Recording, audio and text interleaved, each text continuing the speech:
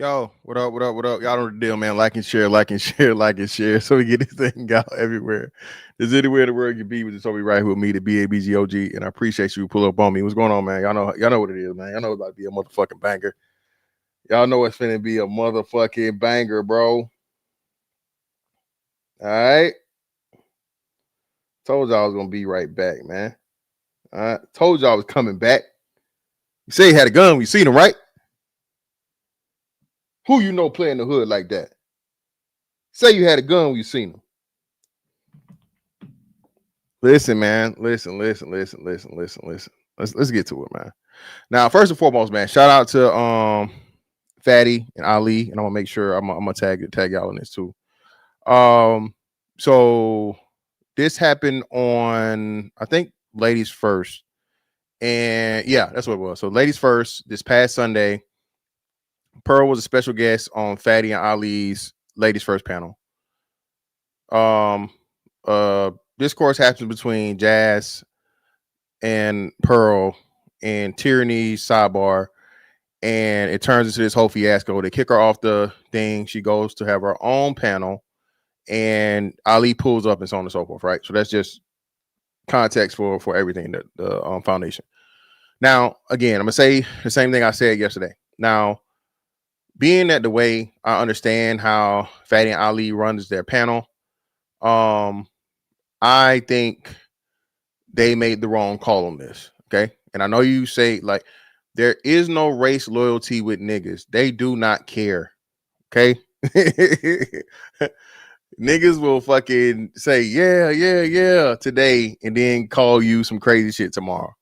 So for the sake of the business, shout out to them, just the way like they let me and Six have at it, or whoever else is so on and so forth that want to get in the square.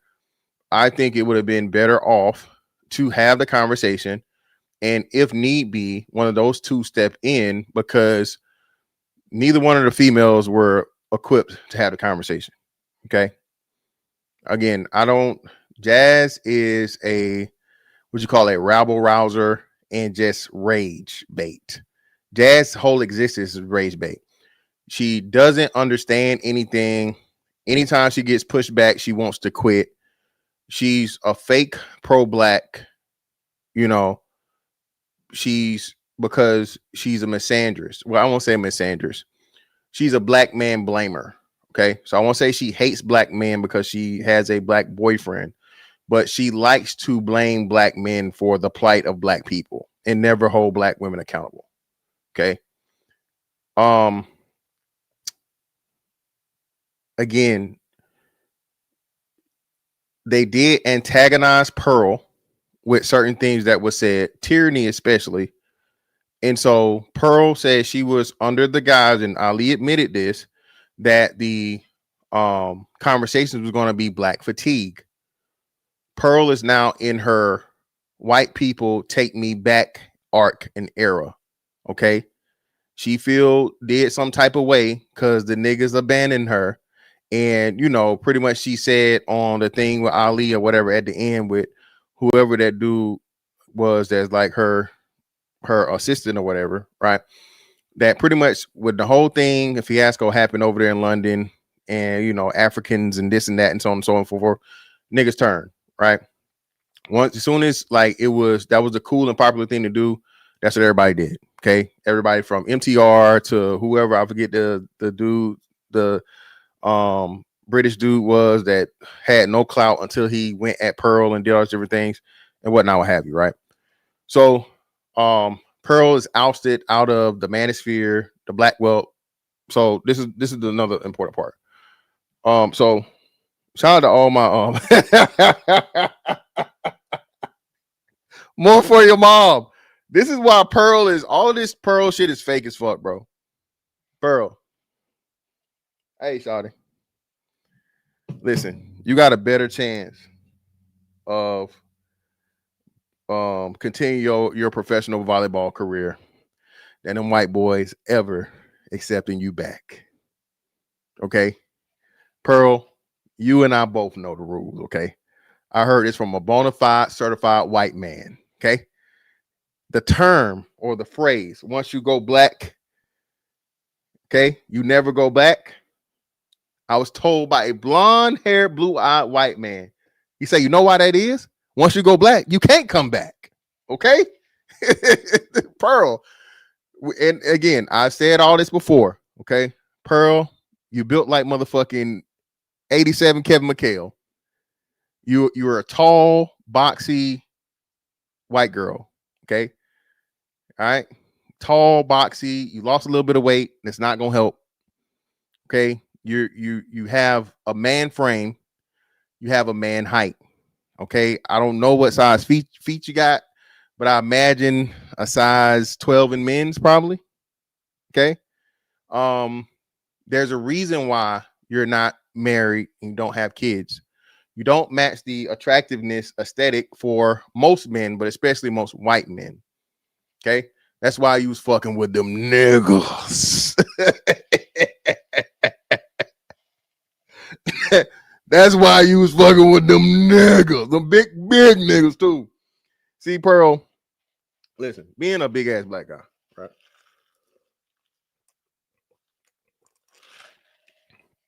White women of certain body types and archetypes have a lot of difficulty within their own race when it comes to desirability, simply because white men are a little bit more particular.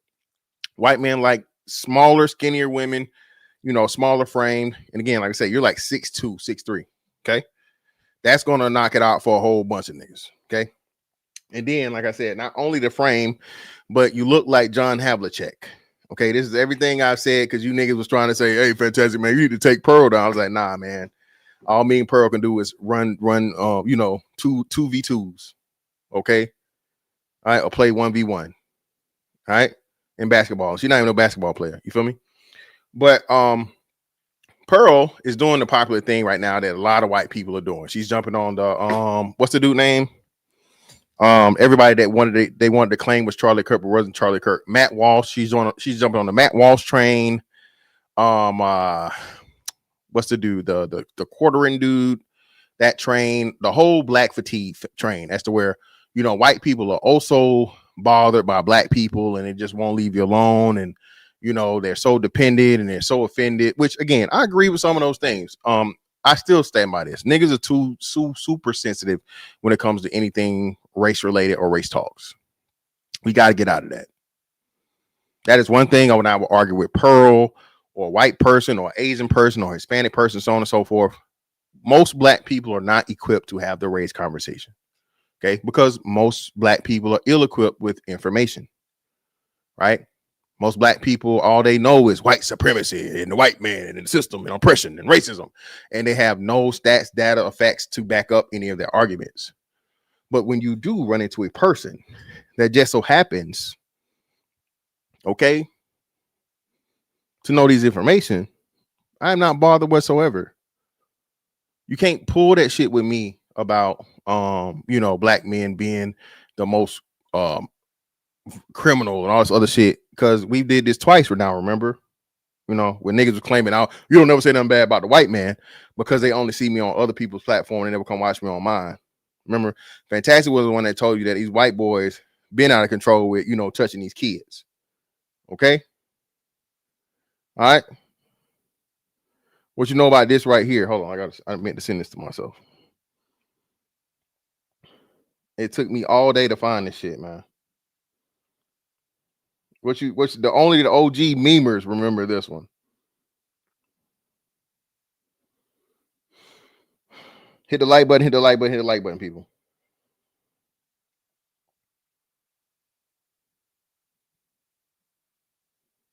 Hit the like button, hit the like button, hit the like button.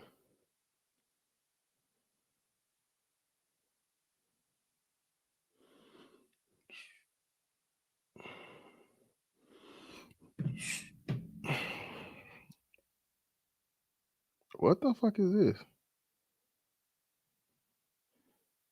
Platypus. Who is this, bro? I didn't block you. Who the fuck is this? I don't even know who this is. And platypus is funny, but let me read let me give you the proper what's the name, man. Thank you for the $2. I can drop the link right now. I didn't block you, whoever you are. I don't know who you are.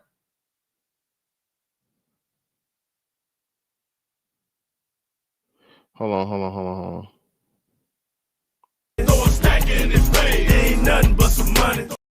Chief social media consultant for the $2. Platypus, why you blocked me? Thought you wasn't scared. Who is this? Oh, I wasn't, and I didn't block him.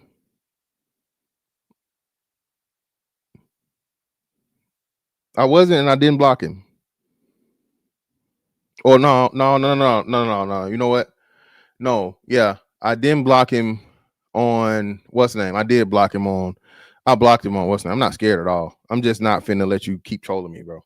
You got to pay money to talk to me. Yeah, bro. If you gonna talk to me in real time on the live, I can deal with that. But bro, you're not finna keep trolling me, dog. You know how you get, bro. You're a weirdo. I'm not finna do this. Yeah, you know, I just said it.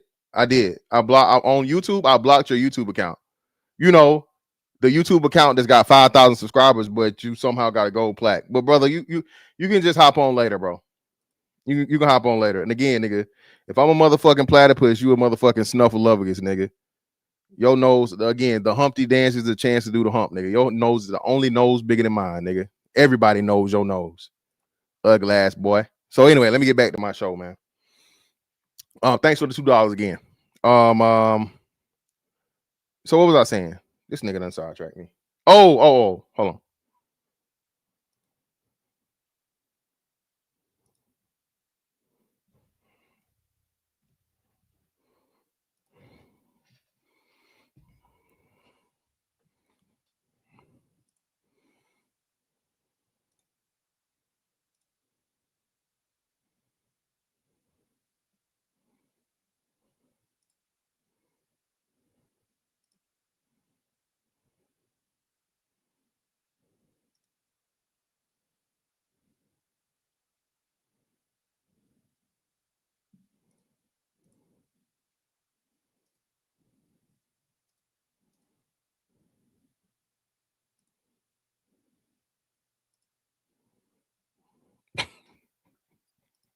What you know about this, man? Yeah, bro, you keep saying the same shit, bro. You lame as fuck. So yeah, nah. You got to change up your jokes, man. Got to change your jokes up, bro.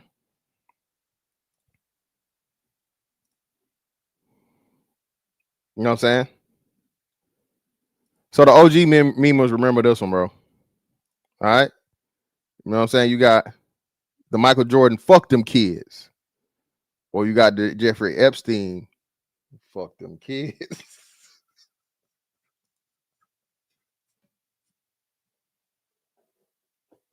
that's Pearl. Pearl, fuck them niggas. Or are you saying? All right. What you saying, Pearl? Because we know what you was doing. Pearl, you are in a horrible genetic conundrum. Perfect for sports, you know, volleyball, basketball, and things, but horrible for, you know, most men that want to mate, right? But now that it's cool for, you know, the race wars or whatnot, what have you, now you came back to shit on the same people that helped fucking build you up. Okay, we cannot not see now brothers like this said, hey man, if you, I'm just saying, man, like motherfucker said, if you hit Pearl, you will hit motherfucking Trevor Lawrence. I'm just saying, possibly. I'm just saying, man. But you know, it's cool and safe to do now, right? Now, if you truly feel that way, by all means, man, let that hate out. Let it out. Say what you gotta say, right? But Pearl, we know that's not in your bag, shawty. That's just not you. All right. Because again, you came to, all right, and made sure that you was around them niggas. Even though you never grew up that way, you got out here, got grown, your daddy gave you money, you went to college, and so on and so forth. And who'd you get around and who'd you build everything, your brand? Niggas. Because again, the white boys weren't fucking with you. too big.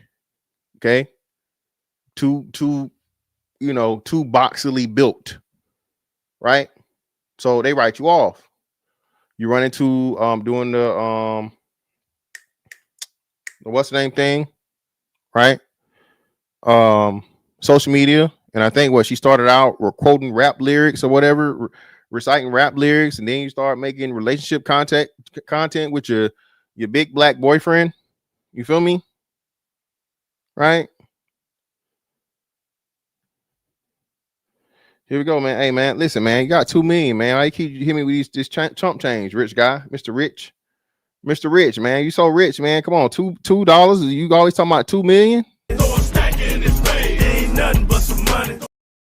Reed Richards scared of me, y'all. What a platypus again, man. Again, brother. You gotta get your roasting up, brother. You're not prepared for me. Again, that's what I said. Tequila, I already covered that. I said she looked like John Havlicek in about 88. She built like Kevin McHale, and yeah. So that's what I said. Tequila already said that. Pearl is doing what's cool, right? The trend now is for white people, especially big content creators, to get into it with black people. A la Andrew Wilson versus CGA. Who was another one? Black white debate, black fatigue, all these different things, so on and so forth.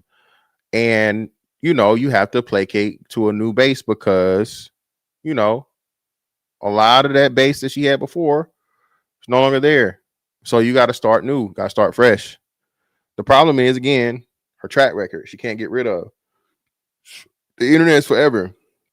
So them videos she had of being hugged up and loved up with the big ass angry dude, the angry reactions guy, right? It's never gonna go away. All right. White boys do not play the reach back. No, no, no, no, no. Mm-mm. When there's evidence. If you out here being a white girl, being young and loose and having your college fun, and there's no evidence of that, all right. You sneaking around with the niggas, sneaking, freaking, and geeking, but ain't no motherfucking, no face, no case. Hey, you can act like it never ever happened. All right. Jerome motherfucking walks by you 6 years later after college, help, I'm being robbed. Bitch, what, bitch?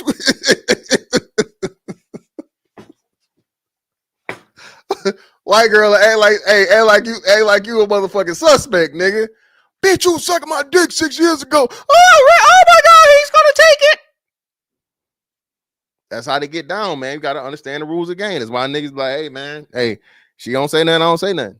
You feel me?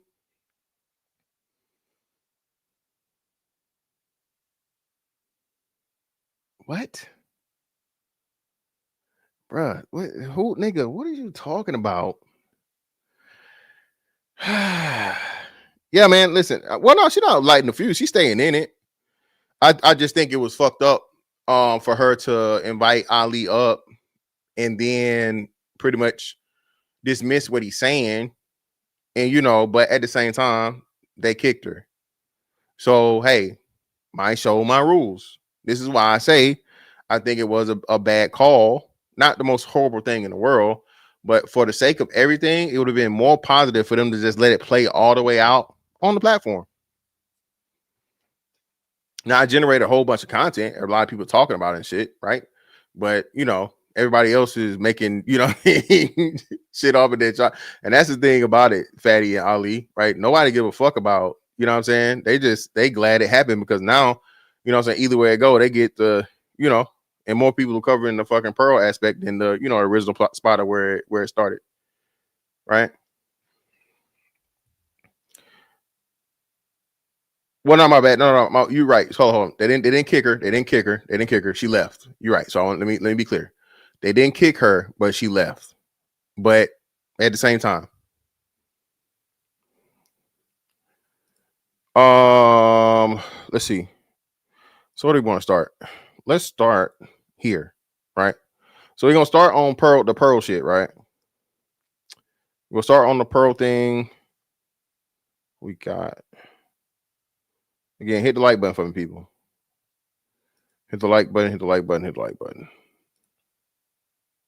Start here.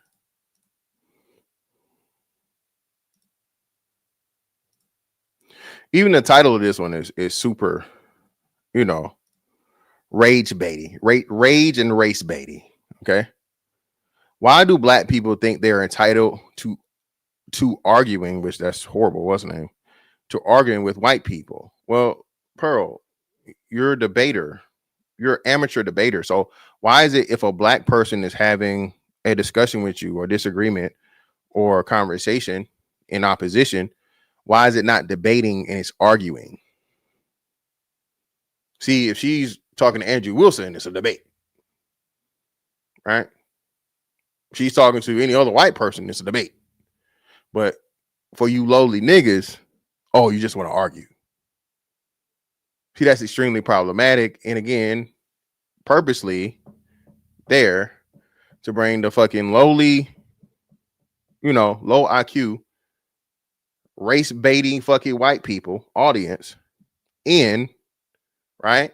And even listen, I don't give a fuck how motherfucking many degrees and whatever the fuck you have, so on and so forth, bro. If you're playing into this bullshit, dog, you're low IQ. Clearly. Especially if you know, or even if you don't know and you haven't done the research on Pearl. What is this, y'all? 3 years ago? 3 years ago was like the Pearl arc, right? 3 years ago, the Pearl arc was here. Pearl was Kevin Samuels this, Kevin Samuels that. Africans this, Africans that. She had a fucking whole live podcast with a majority of black people in the podcast. In person. And now Pearl is just black fatigue. Huh? That'll be like me fucking, hanging out with the white boys and doing white boy shit, hang gliding, bungee jumping, parachuting,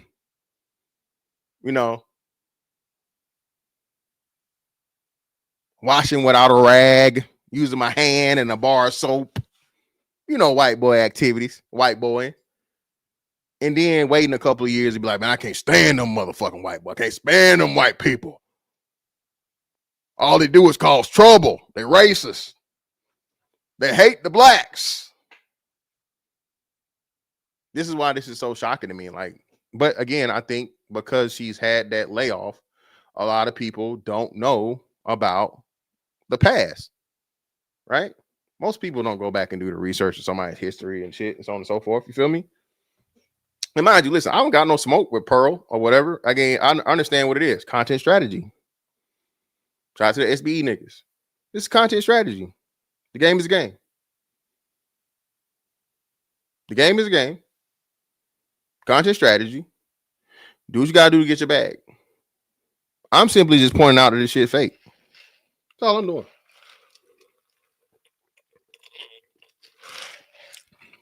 Because what Pearl knows, what I know, is that white men are never going to accept her.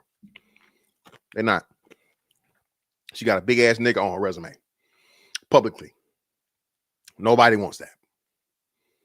White boys would rather be in Andrew Wilson's shoes and be the third motherfucking father to a white woman's kids, as long as her whole record is white men, than deal with the motherfucking white woman that got one big ass nigga on her motherfucking resume. Kids or no? Well, I can't say kids. Listen, if she got kids, boy, Lord Jesus.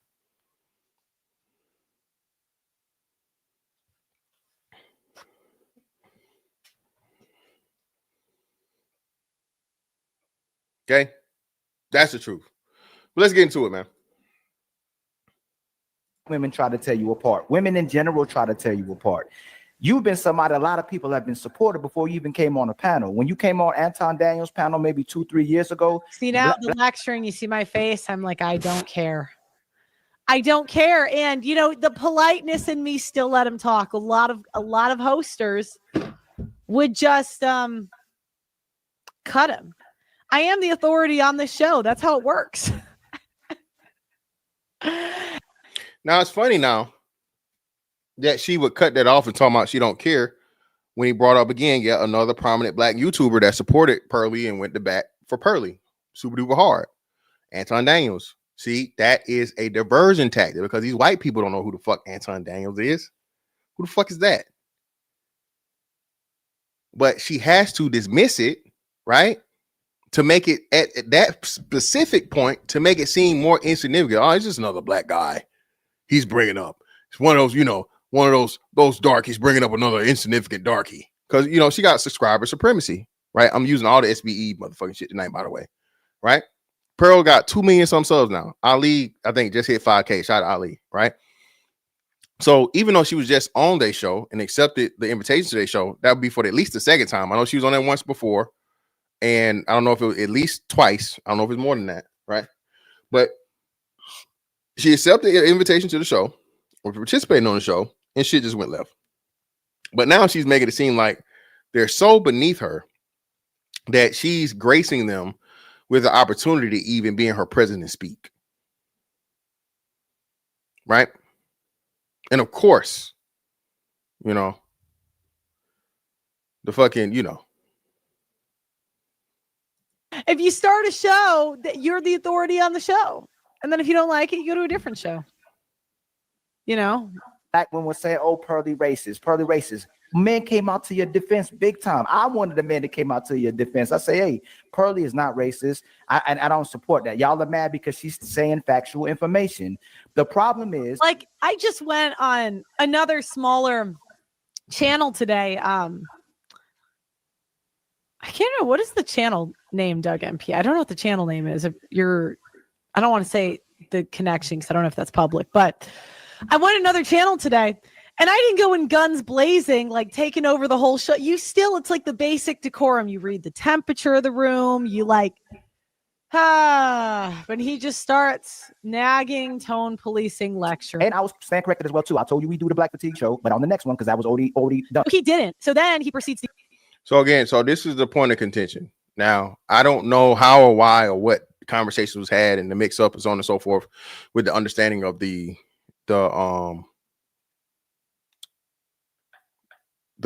title of the show or the theme of the show, right? So that right there is why I'm saying, however it happened, due to it being a plausible and reasonable questioning of understanding as to why you should have just let it play out however it played. Nothing bad could have came of it. But now that you kick her, well, not kick her, now that you like, again, we're not this, and you start having this whole, MLK, I have a dream, Black Power, racism this, racism that, so on and so forth. Well, if she clearly came there under the pretense of Black fatigue was going to be the conversation, and she's in she's in her fucking race baiting bag, that's what she came there to do. That was the spirit she came there in. So you can't therefore fault her for coming to do what she planned on doing, knowing clearly now that this is where she's at. All right. She used to fuck with the niggas, right? And fuck on the niggas. Now it's fuck them niggas, right? All right. She used to fuck with the niggas. Now it's fuck them niggas. All right. And hey, she has the right to do that. She's her own person, right? And again, this is her content strategy for the time.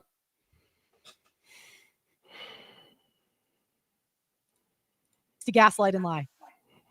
Before the show started, which is when you would have to tell me that was not discussed. That was not discussed.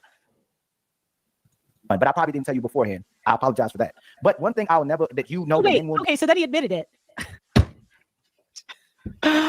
So again, what he could have said, okay, I'm gonna give him a point for that one. Is when the conversation just goes to race, when we're having a conversation about women in general, that's something that threw the whole panel left. That person who came on my panel was talking too much. I agree with you, right? We need to control that. We need to moderate a little bit better. I don't agree with that. But if I sat on a Muslim man and woman's table, Jewish man and woman's table. Okay, so again, this is you are not communicating in like, think about this. Again, this is the equivalent.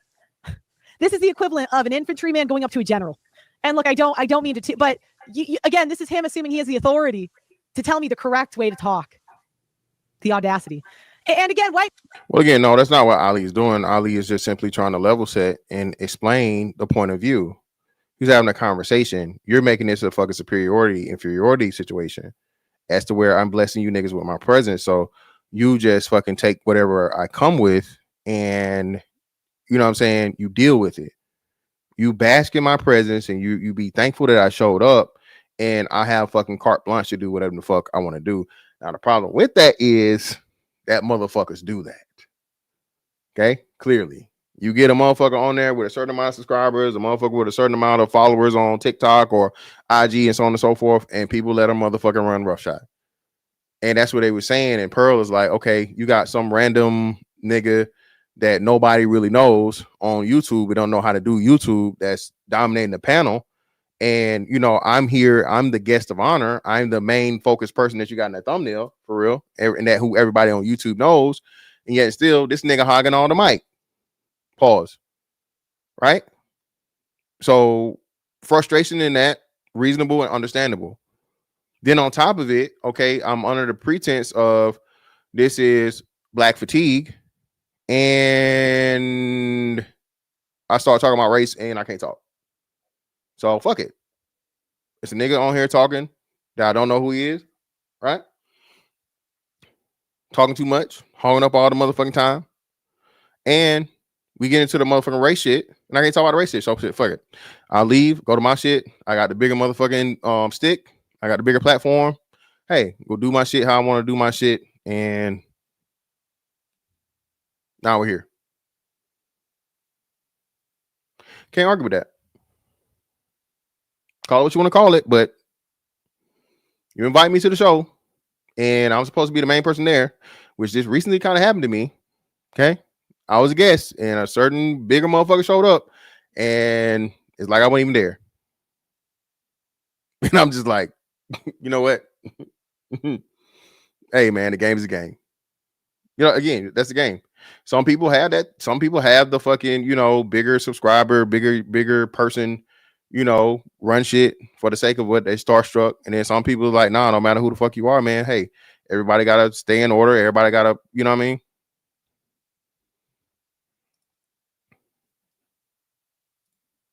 Hey, people, I'm not going to get angry at this. I'll just say, let's just communicate no more. And it's like the women. It's like, have you ever said, okay, women, you keep fighting me, you keep telling me you don't like me, and I do all this stuff wrong. She kind of did bless them, though. They requested her, didn't they? Or did she invite herself, bro? The only issue here was that Jazz and Tierney were there to begin with. They set her up. Not what I ain't saying they set her up, and I agree with the point of that's what I'm saying. I literally just said that we geeks, boy. I just said that, fam. I just said, hey, she was supposed to be like the featured person, the featured guest, and Ali admitted to the confusion of the topic matter. He also agreed to that there's a person there that was talking way too much and hogging up all the fucking mic. So no, yeah, I agree with that.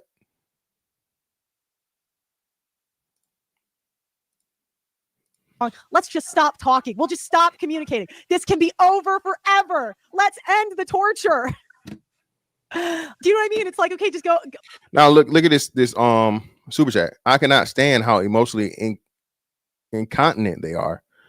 Doing an evangelical preacher voice isn't persuasive. I mean, that's the way Ali always talks. But again, this is stereotypical race baiting. So every black person sounds like Martin Luther King now or a Baptist preacher. Again, this is what this is. And hey, I am not offended. I would much rather people be overtly racist than covertly racist. Black people, you need to embrace that. When someone is not afraid, Pearl is doing the biggest favor for black people right now in showing you how motherfuckers really feel. Content strategy or not, this is what Pearl is on. So hey, if it's up, it's up.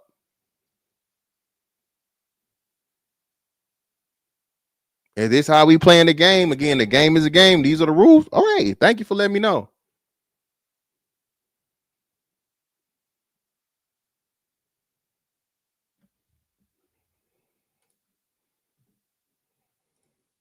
Be gone. But you came over here where I can talk however I want. Because, you know, again, I tried to communicate on your show. He didn't like how I was communicating. And I said, hey, if you can't take it, I can go. And then they start crashing out on me. So I said, I'm really going to go now. I don't feel the need to go back and forth. Now again, that's why I'm saying, even though they didn't kick her, they kicked her because they pressed her.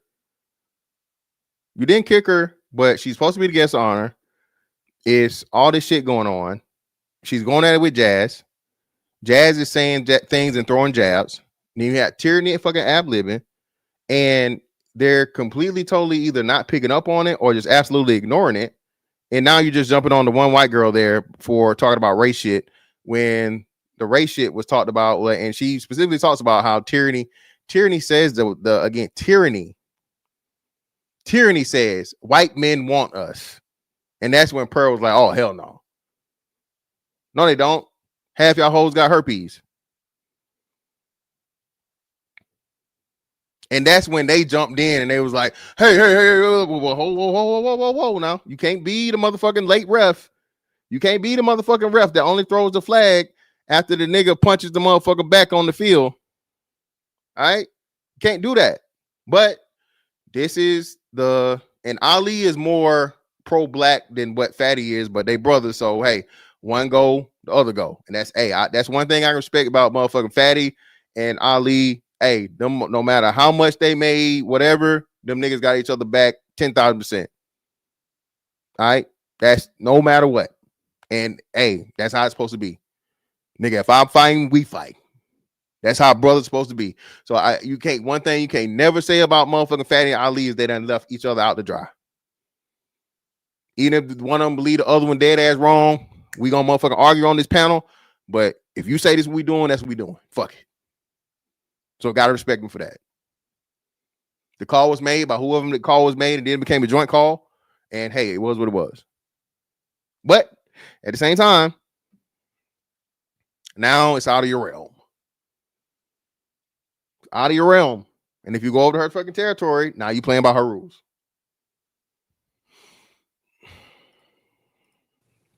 Black women still do have herpes. They do.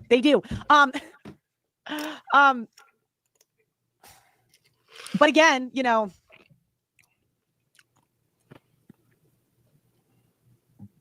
I cannot stand how emotionally incontinent they are. Doing evangelical preacher voice isn't persuasive. Now that kind of I don't know if it meant inconsistent or incontinent, right? So that kind of caught me too. I think it both fits, incontinent or inconsistent. One either or fits, right? But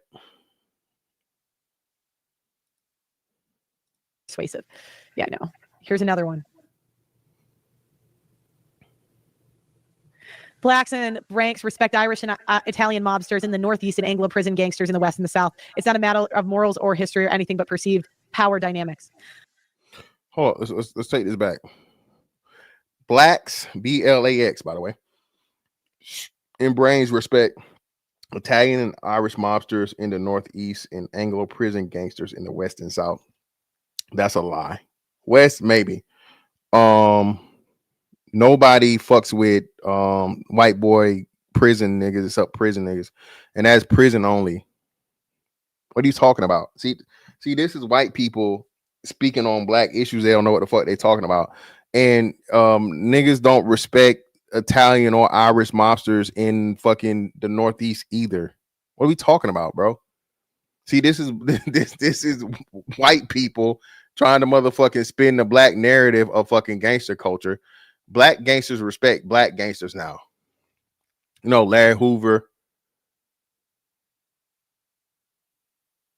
fucking Big Meech. You know, we have our own gangsters, Mr. Mark Vendy. Nobody's motherfucking worried about the Gottis anymore. Okay. The Gambino crime. No, niggas is not fucking with the fucking Gambinos and the Gottis, bro. No one cares. That prison gang shit is prison only.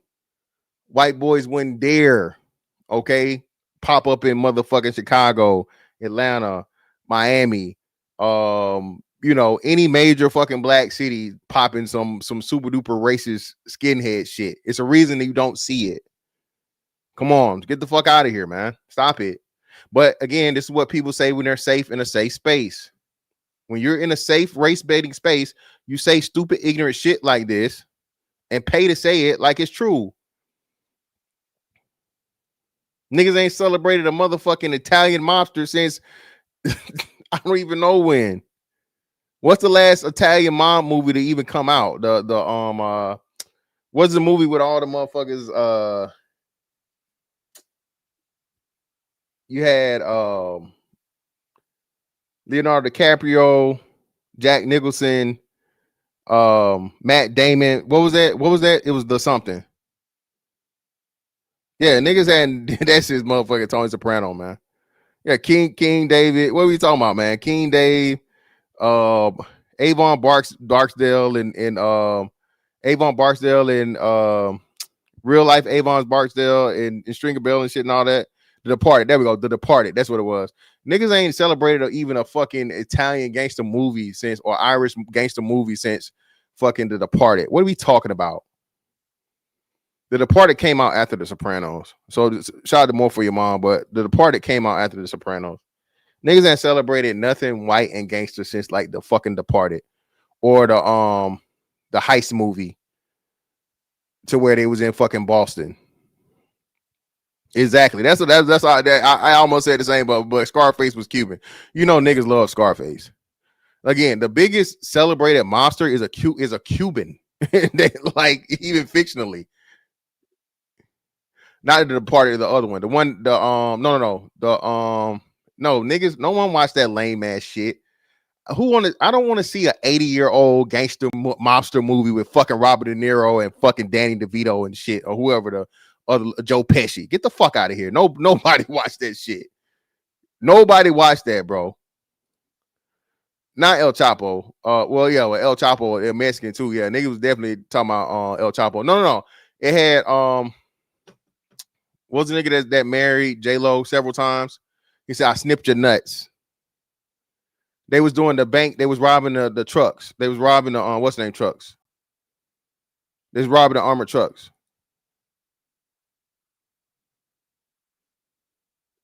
He wasn't Cuban. He was white and Hispanic. Yeah, Ben Affleck. The movie with him. Ben Affleck and the dude that played fucking that played Hawkeye in the Marvel movies. The Town. There we go. Yeah, The Town. That's what I'm talking about. The Town. And they weren't even monsters. They was like fucking bank heist motherfuckers. Those are like the last prominent gangster movies of white people that I think black people thought about or fuck with. What are we talking about? Yeah, The Town. The Town, that was a good ass movie. Both of those movies were really good movies. The Town and The Departed were good movies. Blacks and ranks respect Irish and Italian mobsters in the Northeast and Anglo prison gangsters in the West and the South. It's not a matter of morals or history or anything but perceived power dynamics. But again, he's going to lecture me, and it's like, and I just think this is like something that black people should learn. Imagine if he came up and this is what he said. If he said, Pearl, I am so sorry for how, by the way, his co-host was extremely disrespectful towards me. And he had a mute button. And if he said,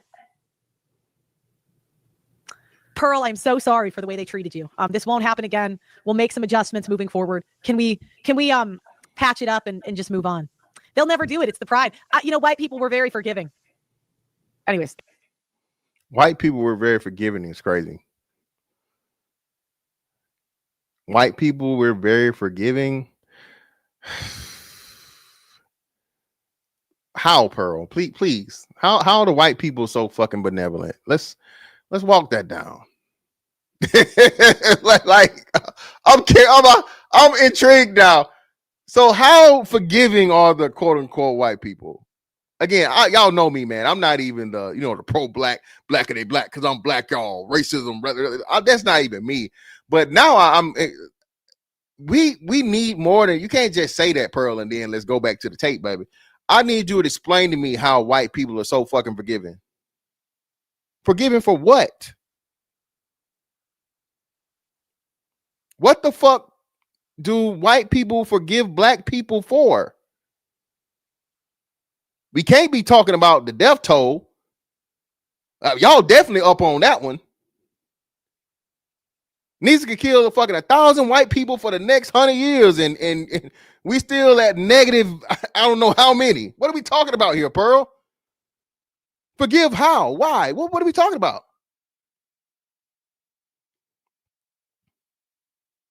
You remember the fucking Tuskegee experiment? You know, where they took black soldiers only and injected them fucking with syphilis and made them human guinea pigs and then let them know? That forgiving?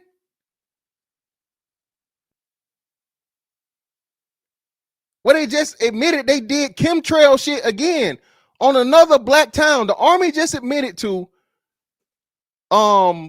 chemically fucking gassing a black community.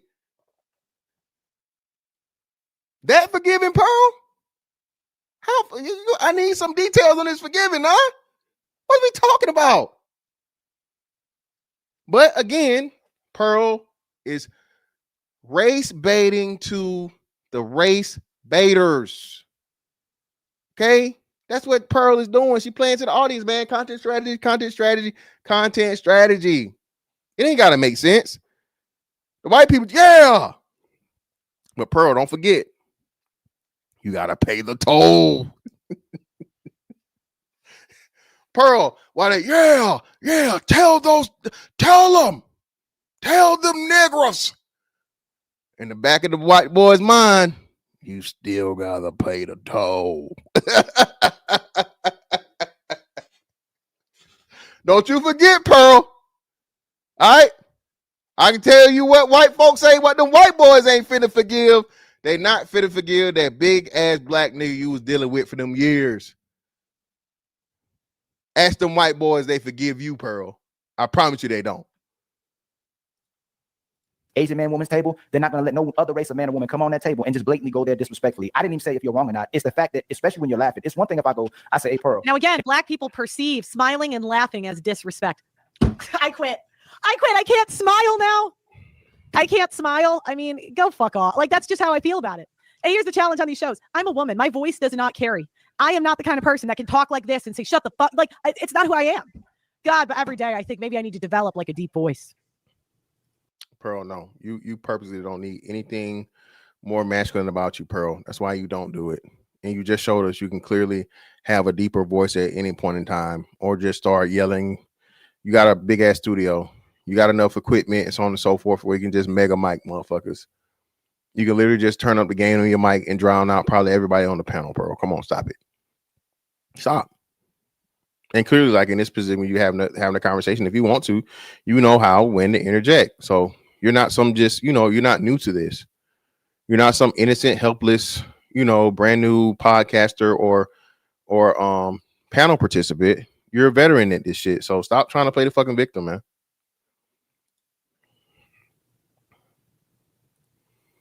If I want to speak about injustice, I go, hey, Pearl, there's a lot of injustice that's happening in law enforcement. Now, remember, by the way, he told me before the show started, this was going to be black fatigue. I know I could say something like white men are trafficking kids, laughing. Why you date white men? If I'm saying it in bad faith, it can come off as if I'm blatantly just trying to disrespect white men. But if I'm having a conversation, assuming I'm bad faith, that's implying. So again, this is what he's doing. He's saying, you're not talking right. You are bad faith. I'm so fatigued. Yeah, black people, you guys just keep fatiguing me even more. Like, it's like I'm fatigued out. We look at the way white people get back is we don't do anything. We just walk away. And remember, listen, now I told y'all, black fatigue really means what? What did I tell y'all black fatigue really means? It's just not okay to say.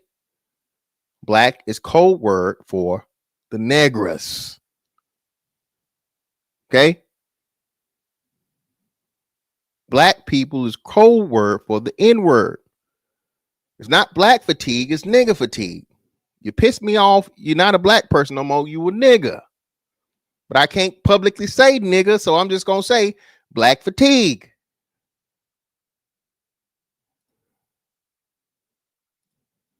Back and forth, and I'm saying, hey, Pearl, I understand white men can be a certain way, but in this country, millions of women and children are trafficked. It's the intent of going straight there. When we had that black fatigue conversation but the challenge is you're telling me we're talking about black fatigue, so I'm coming in thinking that this is the topic. And now watch him lie and gaslight. I'm like, oh my God. And it actually pissed me off more when I read the messages. I'm this close to releasing them. For messages, yes, you did. Did I tell you we're not talking about that today? On the next one, did I not tell you that? No. On Instagram. No, not tell. So this is what he did. This is how he's lying right there like a woman lies. Bruh. As I started talking about it and the women got mad, then he sent me a message saying not to anymore. Now that's bad business. You can't do that. And this is where if that is true, that's no bueno. And this is what we're saying to where I'm saying this, okay? Folks with Fatty and motherfucking Ali the long way. I appreciate all the motherfucking love or all the what's name.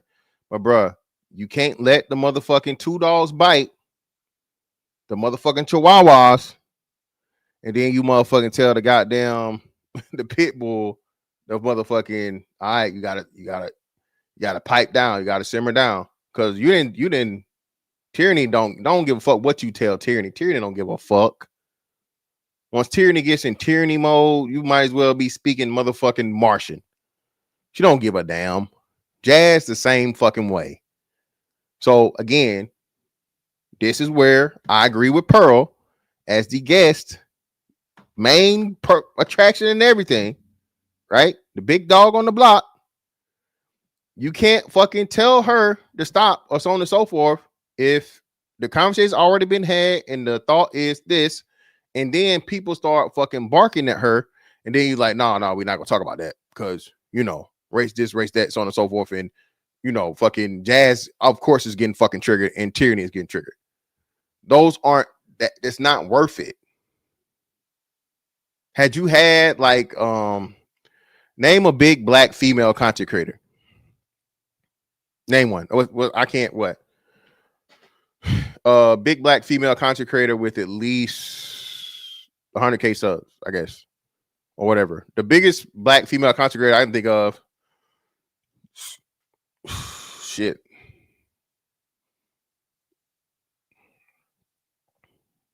Crimson Cure. That's probably the biggest one I can think of.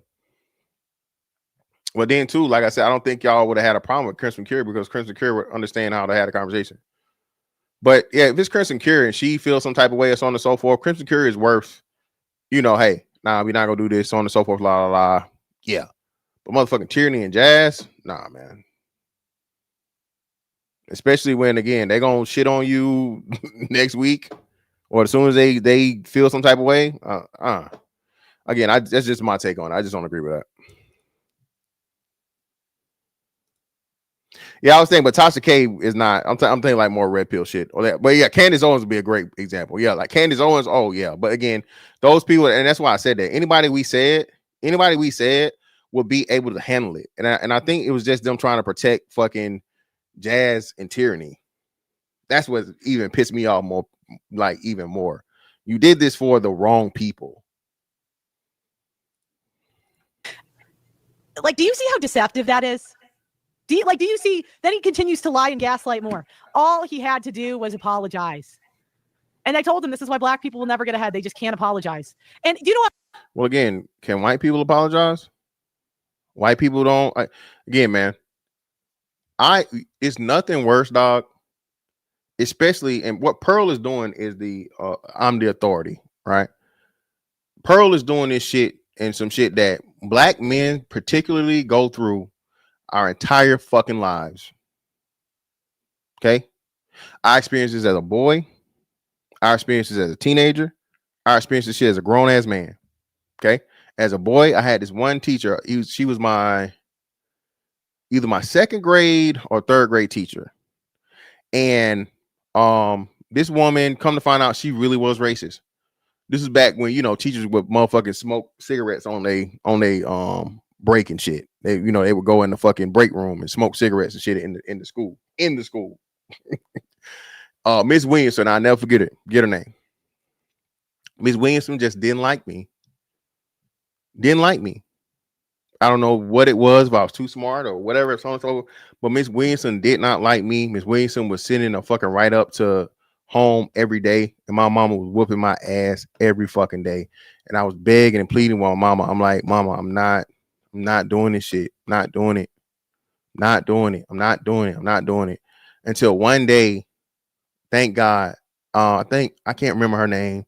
I think Miss French. I think it was Miss French. Miss French. My mom was up there dealing with some shit because of Miss Williamson, and she ran into Miss French, and Miss French was like, oh, you're Fantastic's mom. He's so great. He's so smart. He's so this. He's so that. He's so whatever. And la la la la la la la la. And it took somebody else, another adult, on my behalf, saying something positive for my mama to finally understand and believe what I was telling her, that this lady just didn't like me and was fucking know I was getting my ass whooped at home. That's another thing too, the double-edged sword of where people understand you have a parent that's strict or you have a parent that gives a fuck. So what they do is they get you in trouble at school because they know you're gonna get in trouble at home, right? Move on to fucking middle school. Same shit, right? Except now I could express it a little better, so on and so forth. And it wasn't super duper malicious, but the teacher just didn't like me, man. Right? I was never no problem kid, bro. Like again, I was fucking gifted program. You see me? I'm just trying to, I'm doing a little goofy shit that kids do, but I'm not beating nobody up. I'm not smoking no cigarettes, no weed. I'm not doing nothing illegal. I'm just being a kid, right? Adulthood. Getting in the Navy. My first incident, I told you I got there and they found out I had a fucking felony warrant, right? They pulled me in the office or whatever, and they telling me all this shit, and oh, is this what we do? And the hood this, and do we do this with guns and all this other shit and all that? And I'm like, first off, y'all don't even know what the fuck going on. Like, what are we talking about here? Like, what's going on? And this is right here when the first moment when I didn't even knew. I just kicked in and it was like, yo, what you saying right now is super duper fucked up, because this motherfucker told me, we need to get this monkey off your back. And I was like, what? Airman Sands, what do you mean? What? I said what? Why are you talking about monkeys? What? I don't have a monkey on my back. I have a warrant that I can explain and that I can get handled whenever I get a chance to go home. I get leave and so on and so forth. There's no need for you to call it a monkey. Well, I'm just no, I don't know. There's no reason for you to say and use that language, that verbiage. There's a better way and a professional way that you can portray what you're saying without saying it to me, especially with a smirk on your face. Right? I stood tall, bro, before. Like, that's why I be laughing at niggas. You're a coon and you like the white man. Listen, bro, white boy never played me in my motherfucking life, nigga. Ever. Okay? I don't give a fuck how much rank you had. None of that shit. I wasn't going.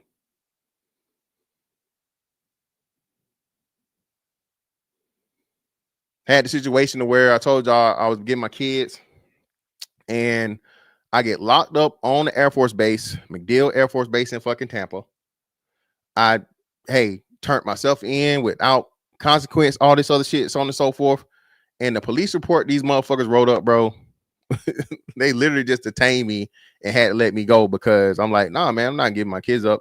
Well, you need to give the kids up. We're going to detain you and then such and so and so. Well, detain me, bro.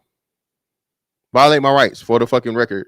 You know what I'm saying? I can use this on my thing because I showed you the paperwork that I'm due to have my kids, right?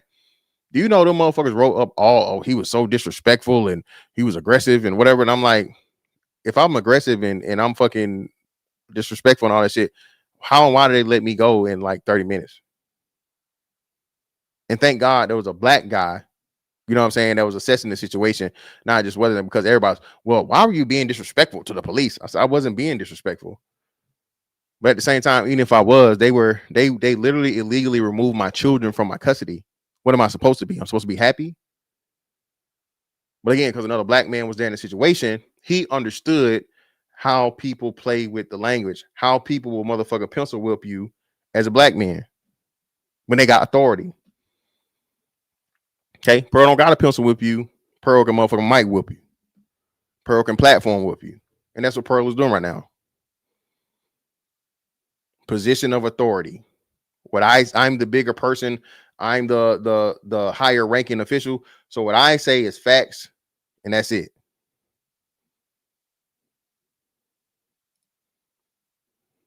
I'm actually a good faith person. So when he brought this up, I'm thinking, did I say something different? And then I read through the messages and I'm like, bruh. As a black man, I'm shocked how much black men defend black women. It's ridiculous behavior. As if we're not the ones that have to deal with the BS afterwards. I don't approve. Like, I made black women get herpes. Like, I did that. And white women have it at a pretty decently high rate, too. It's like 1 in 6, okay? Like, I'm not even saying we don't have it, too. But, like, they really have it, you know? No, you said the next topic is black fatigue. They really have it. It's crazy.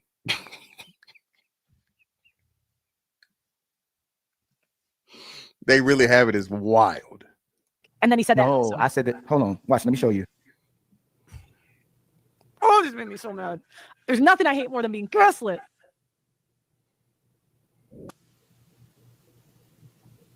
And by the way, you know, all he had to do was apologize. All he had to do was say sorry. Maybe we had a misunderstanding. You could go through it, but he lied about me, gaslit me, and now he's blaming it on a misunderstanding. Bruv. But you said I thought we were talking, and it could be a cultural barrier. I said I thought we were talking about black fatigue. I said that's next one. This was already planned. Next.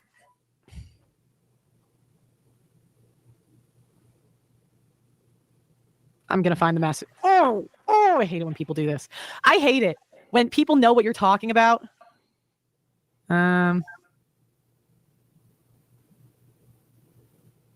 Oh, so she's searching for the YouTube. I mean, I guess the IG message.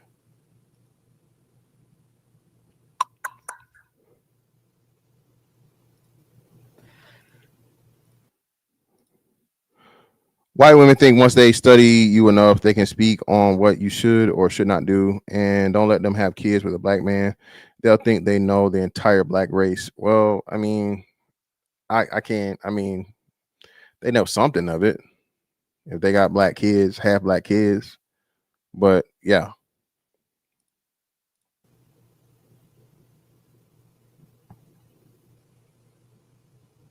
I'll give you my permission. You could screen record, but you better screen. But I mean, you guys are just exhausting me more. It's so intellectually dishonest. No, fatty, I don't want to talk to you.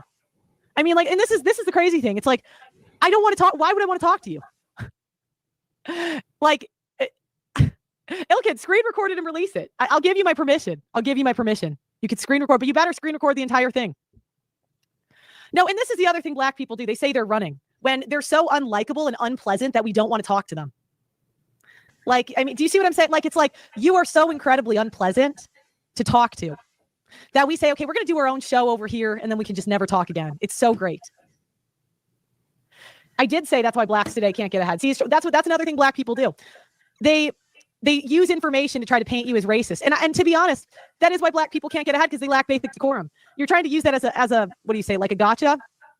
But well, again, Pearl, what you know is this: you would never say that about Jewish people. You would never say that about gay people. So being that you understand that there's certain groups of people that if you said that about, there'll be extreme consequences and repercussions, almost immediate, or, you know, extremely detrimental, you think it's just safe to say it to the blacks, as you say, right? You can't say, you know, well, you know, Jewish people can't get ahead because of, or the LGBT can't get ahead because of, you know better than to do that, right? But because you only got to deal with us, right? And you feel like you've transcended us or springboarded from us, and now you're back to your crowd and your people, you know, that's going to accept you with open arms because you're shitting on the blacks. This is why you're saying something that's clearly fucking inflammatory and trying to make it seem like it's not a big deal. Racist or not, it's disrespectful. This is the same argument with people. Well, it's just words. It's just words. Yeah, a black person thinks that they get violent over words. Well, again, I promise you, any white man right now, I challenge you. Okay. I'm a 6'5", 270-pound black man. If you were out and about with your mother or your daughter or your wife, and I walked up to your mother or your daughter or your wife in your presence, your face, move out the way, white bitch. That's YouTube. That's an example. Okay, there's a scenario. I am not challenging or threatening white women before y'all get crazy. Okay, this is a scenario. You would put me on my ass, and you might put me in the dirt, and you will be 1000% justified. I'm being aggressive and using fucking inflammatory language and making myself.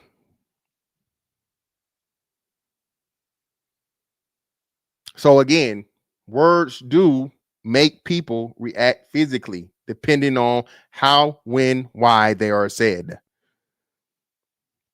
For me to come up to a woman that's under your fucking protection and covering and call her a bitch and you know, be aggressive, everyone would applaud you for whooping my ass or shooting my ass or whatever. And they will be right. So if you are out and about and you just throw out hard R N words, like it's a white boy going around now that's holding the pistol, holding that fire, and they calling people hard R's, I promise you, please keep playing that game. You're gonna get laid down. Because as soon as you say that and you show me it, because you know, once you flash a gun or you reach for the gun, right?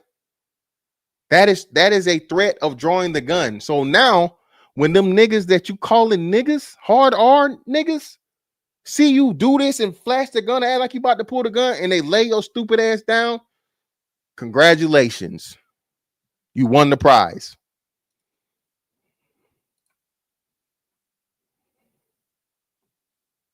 Every day see you at the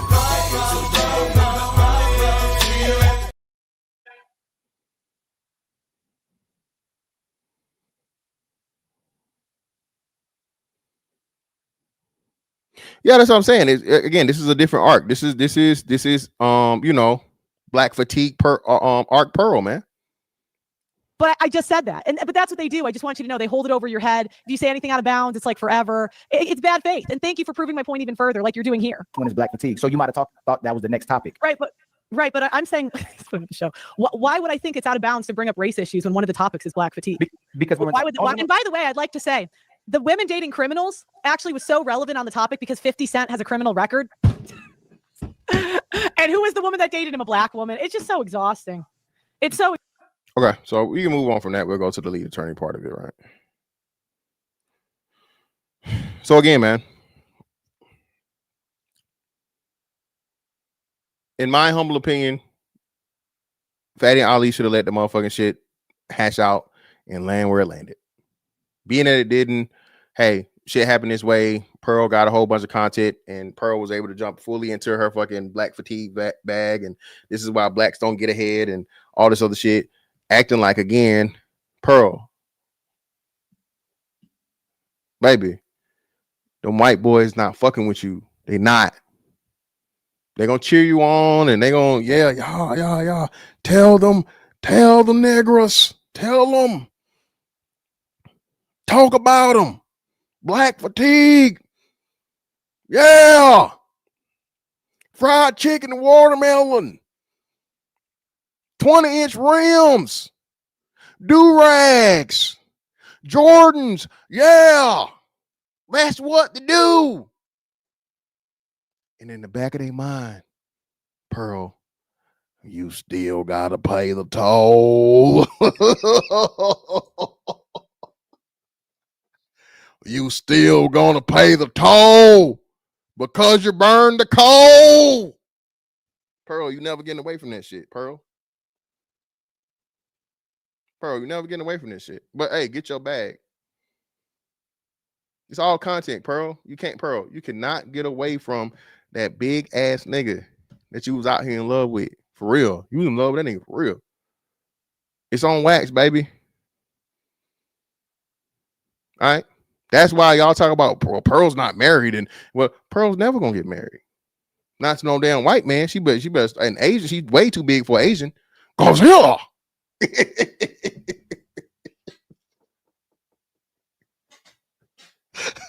Godzilla.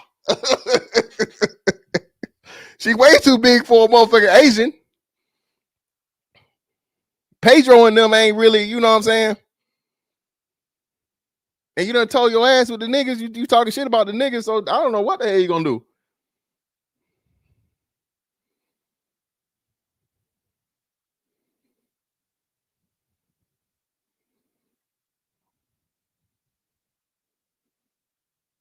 But hey, man, again, get your bag, man. Get your bag. Now let's go to my man, the lead attorney. Hope you guys are doing well. Don't fucking sue me, lead attorney. It's just a joke, brother. I know you're a lawyer, brother. I don't need no cease and desist. I ain't trying to steal your copyright, brother. I ain't trying to steal your trademark. Now, lead attorney was covering this debate. I just want to cover a little bit of this debate. Again, man, y'all know I hate doing this and having to hate to recover this shit. But bro, I'm gonna have to cover this damn Andrew Wilson shit, dog. Bro, Andrew Wilson is just taking L after L, bro. Jesus Christ. Lord Jesus. This is bad, man. But I guess she debated Andrew Wilson about the whole marriage thing. I wanted to point out this point, and then we'll jump to the conversation she had with lead attorney and the lead attorney's commentary on the whole, you know.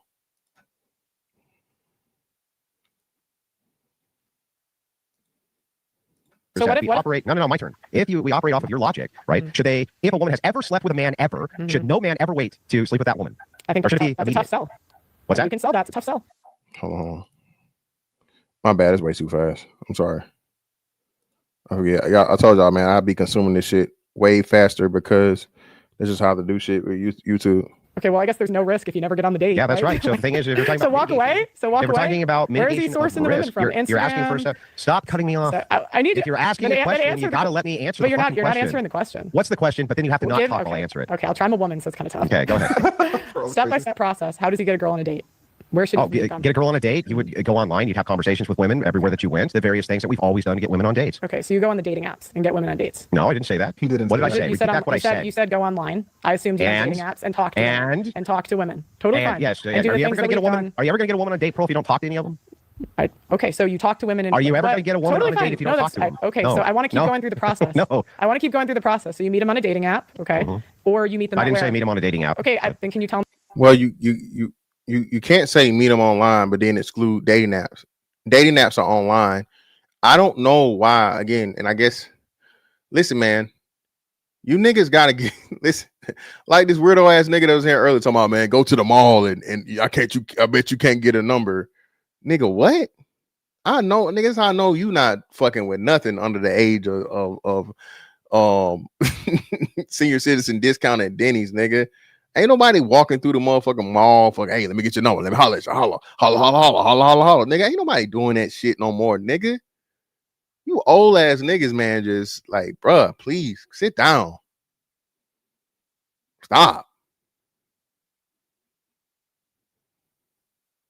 Waste his whiteness is crazy. Well, no, I keep telling y'all, man, and this is why I don't want to do the Andrew Wilson thing, but I got to. Andrew Wilson is the remember niggas was talking about non-select men type shit. Andrew Wilson is a non-select man that had to accept what he could. Point blank period. He's a smaller guy. He doesn't have an incredible fucking anything anatomically that stands out. He has a lot of bad habits that I imagine it was whatever. And again, he accepted a woman, you know what I mean? He accepted that woman in the condition she was in. So that just tells me a lot about his character. He can't come out being this super duper alpha or sigma or whatever the fuck and so on and so forth. When brother, you accepted your third place in your wife's, you know what I mean? It's crazy, man. Jabroni, man. Jabroni. This is the worst thing about being like an unk, right? Being an almost old nigga and then arguing with old niggas about like what's going on when clearly, nigga, you not out here. That's how I know. That's how I know a nigga not, as the young people say, got no motion. If a nigga's talking about, you know, motherfucking walking down bitches, okay, walking down on women and walking up to them in person and doing all this in person shit, bro. Nigga, you come on, bro, stop it. Unless you work, you checking a blade, brother. That shit is dead. You don't know what the fuck you talking about for real. Oh shit! Sorry about the man's for a man. Appreciate you, brother. My bad, man. I ain't see you super chat, man. Appreciate it. Why are men even entertaining her or debating her? She's a non-factor. Who? Pearl? Well, you can't say she's a non-factor, bro. She got 2 million subs on YouTube. She's not a non-factor. Pearl, and this is why I say we take it a little too far. Pearl, 2 million subs on YouTube, pretty decent social media following everywhere else. She's been on CNN, Fox, all these different things, so on and so forth. So, she's definitely made her bones on social media. So you can't say she's a non-factor when she has that impact in that resume, man. So we can't just be, we can't say crazy shit. We appreciate the $5 though. Shout out to a man, DJ Smith 23. Appreciate you, brother, for the $5. Andrew always tries to control or delay the debate when he starts looking bad. Of course, I told you that's one of the tactics of you knowing whenever Andrew's losing. You can tell we're bad. His body language becomes horrible, and he starts trying to fucking go other places than what the topic is at hand. Tell me where. Yeah, I would. All you have to do to begin the initial process of dating women is use whatever connections, resources you have to start connecting with various women. You can use dating apps, sure. That seems to be one of the most common ways that you do it. Okay. But you can also use friends of friends. You can use your family members. You can use all sorts of different ways to connect with women, the same way that men and women have been connecting forever. Sure. Except now. And again, no. See, this is what Andrew Wilson has been married for now, or he said in a relationship for 20 years, according to what his wife said, somewhere around that time. Brother, you don't know what the fuck you're talking about. Okay.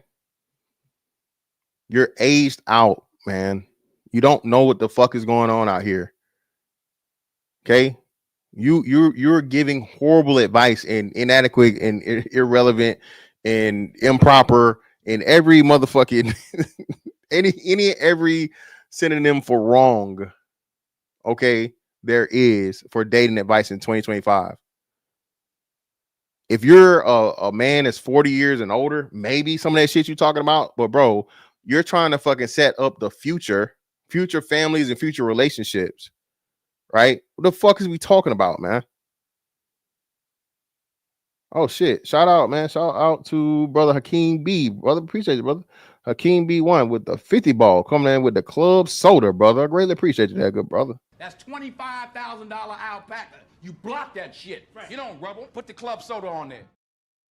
OG Fantastic, my first time watching your show live, so I'm just showing support. Also, let me get that change so I can have the universal rich nigga. Hey, man, no, man. Hey, you know this. You know I got this out of bubble gum machine, man. But hey, brother, I greatly appreciate the 50 ball, brother. Hey, man, I appreciate you for showing love, man, showing support, brother. Listen, dog. Hey. Now you have also the online component. Sure, totally fine. So then what's next? Do you take her on a date? You can take her on a date, but usually the second step would be to be in the talking phase. And inside the talking phase, you're able to actually identify many of these risk mitigating factors, which become immediately apparent in 90% of the conversation. Oh, shit. Now, again, you kind of shooting yourself in the fucking foot there, Andrew, because did you go through a talking stage with your old lady, brother? Did you go through a talking stage before you agreed to marry the woman that already had, kids by two different dudes? Yeah, brother. Just saying. Again, this is where we get into the message and the messenger. And it's like this is some shit you heard somebody else say. It's clearly you're not living by that logic. And you're your grandfather then at this point. So the fact of the matter that you were game goofy, as the blacks would say 20 years ago, brother, you would be eating a fucking live in 2025, Andrew. Okay? You'd be eating alive, bro. We have absolutely no idea how this shit works. Anyway, shape, form, or fashion at all.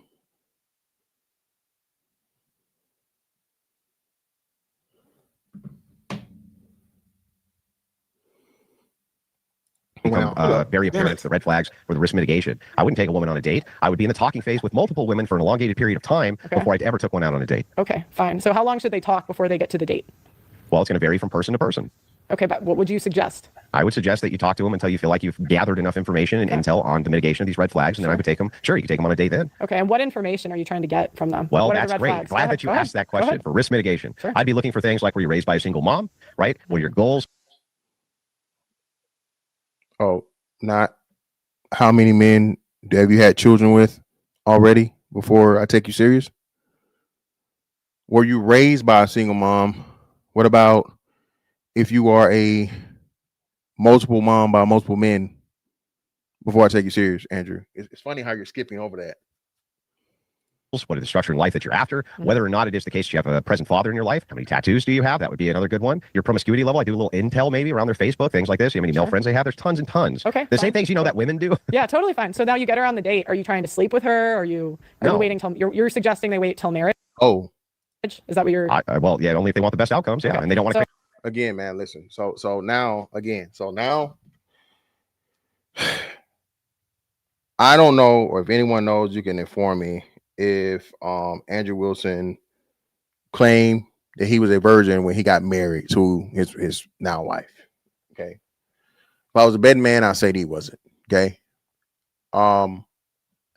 This moral purity argument, bro. And if I'm wrong on this, Lord, please forgive me. It's just unrealistic. It's never going to happen. And the reason why I'm saying this, and I know this, the Bible prophesies it. This is the way the world moves now. Okay. It's just the way of the world. This is why a man can't even find a pure wife anymore. That's why men aren't requiring virgins, because it's unrealistic. We were all in high school. Bitches was fucking in 14, 15. I told y'all 2 girls got pregnant while we were in middle school that I know of. It's probably more. I'm saying that was just in my grade. I'm pretty sure it was other girls that did too. But I just know for a fact it was 2 girls that got pregnant in the 7th and 8th grade that were in like the same grade I was. That would have been like 13 and 14. Okay.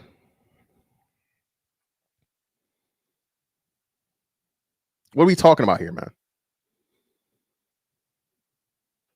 And again, I still say this. Listen, this is no longer, this is not the Bible days. All right. Sex is a very, very important aspect of a healthy relationship. This is what I think. This is what I know. Okay. There's people that's way, way better than me and versed in interpersonal relationships, intimate relationships, psychological aspects, emotional aspects, mental aspects, all these different things. Okay. Men and women actually enjoying each other intimately, physically intimately, is extremely important to the longevity and success of a relationship. Okay. If you are suggesting that a man just marry a woman off of the vibes and the whatever, so on and so forth, and then he finally get that pussy and it's trash, or her, same way, she finally get the dick and it's trash, because again, we know nobody's virgins anymore. Andrew Wilson is speaking from this perfect biblical fucking place where everybody's virgin, nobody knows what sex is, so you can never tell if it's good or bad, because hey, you're both fucking green. Okay, if it's trash and we both had trash, it's the best we ever had because we both never had it. No, Andrew, that's not how it works, bro. And this is why I say the argument that he's going down, man. I don't even know why he's on this train, but again, it's his shtick, it's his fucking brand. We're gonna change the world and change society by unrealistic motherfucking shit that's never gonna happen. Great single moms that they have to take care of their children. Yeah. So if she's not a virgin, are you telling them they should still wait till marriage? Yeah, I still would. Yeah. Okay. So if you're interested in dumb shit. And again, I don't even know what Andrew claims to be. So you mean to tell me somebody that didn't fucking buy the cow got all the motherfucking milk for free, right? Lord knows probably did half or even less than what you're doing now. She liked him, she saw him, she sucked him, she fucked him. Hey, wham bam, thank you, ma'am. Now you gotta talk, you gotta whine, you gotta dine, you gotta impress, you gotta buy a ring, you gotta get down on one knee. You gotta motherfucking beg her to be in your life for the rest of your life, and you don't get to test the pussy to motherfucking to marriage night. Man, get the fuck out of my face, man. What are we talking about, man? Shout out to my man, Devil Game X1, man. Probably 11, brother. I don't know if it's Exile 11. I'm just gonna hit you with the Roman numerals, brother. Greatly appreciate you. Yeah, the world he talking about don't exist anymore. Yeah, bro, it don't. 10 is crazy, bro. Now you had to be in a major city. 10, that's crazy. 10 middle school girls with babies? Jesus Christ. a woman who's not a virgin, right? Well, my assumption is the man's not going to be a virgin 95%, right? Yeah, and most of the men aren't going to be virgins or taking those women out either. Okay. Right then. So what are we talking about here? So if nobody's virgins, why the fuck would you wait to have sex? Why? Fuck are we talking about? You killing your own argument just that alone. That's the case, yes, factually. Okay, so that is the dating market. So you want men to pay a higher price for what other men got for free? Oh, so okay. Well, let's just grant this. Let's say they don't, right? You want men to sleep with a woman on the first date? Can you answer my question? I'll answer yours. Okay, so the answer's in the answer. I'll explain it. No, so do you the want thing them is, to it's pay like, a high, you don't like the answer you to the don't question. you don't have to sleep with this woman to get to know her. If you think that she's worth the risk, and if you think that she's worth it to stick around to sleep with later or to date long term, sure. The problem that you have here is So that what if- we what if- operate. No, my turn. We operate off of your logic, right? If a woman has ever slept with a man ever, should no man ever wait to sleep with that woman? Yes, no. The answer is no. Yes. If a woman is not a virgin, yes, she should hold every man to the same standard and there be no waiting in the process of sex. Of course, fucking willingly and her being, mutually wanting to have sex with that man. But no, that man should, if she's not a virgin, a man should expect the same motherfucking shit before the man that came before him. Bitch, you fucking now. The tamper seal is broken on that pussy, baby. I need me a little sample too. Okay. All right. I need a sample. I need a test drive just like the last nigga or niggas. I think that's, that's a tough sell. What's that? You can sell that. It's a tough sell. So then you think that the woman, if you've ever had sex as a woman, you should just give it up? Give it up. Okay, so you want guys to marry, answer the question. I will answer that question. No, you're not answering the question. I will answer that question. If a woman's ever had sex. All right. How to be a good podcaster, chapter 4. Don't let your camera overheat. Can we do that? Is that a good? If you and immediately, that would be absurd. Right. That's not a personal attack. Right, but women do sleep with men faster that they like. That's true. Generally speaking, I think the same thing with men. They generally will try to sleep with women faster. Come on, man. What the fuck is man? Bro, Andrew Wilson is just, again, man. I think the thrill is gone over Andrew, bro. Andrew got way too much shit going on. Okay. Andrew got way too much shit going. Way too much, man. Andrew got way too much shit going, bro. You gotta, I don't know. He need to take a break off of social media and do a revamp or something because this shit is bad. How would a guy know the difference between a girl that's using him for resources, or like just trying to use him for the lifelong provisioning, or that actually likes him? Well, every woman's going to be utilizing men to some degree for resources and historically always has. Okay. The idea, though, that you can't mitigate these risks by taking a look at the entirety of their social media, doing a little social stalking, which is you're just looking around at their connections and things like this in order to see what the general trend is. You can basically determine this fairly quickly. In fact, men have become so savvy to this in the dating market, they're beginning the high rates of rejection now where they're like, nope, so there's no women that at all could mitigate any of this. I mean, the biggest hoes that I knew in school had pretty much no digital footprint, no social media, none. Well, I mean, that's because it's like a strategy actually, because they want to get they want to get around. And it's really difficult now. Well, then even if that was the case, like a small I would just put that as another red flag. Oh, you have no social media presence? Nah, maybe that's another red flag. But wouldn't you say that women are developing new? Do you think it's a red flag to see a woman with no social media? I would prefer a woman with no social media.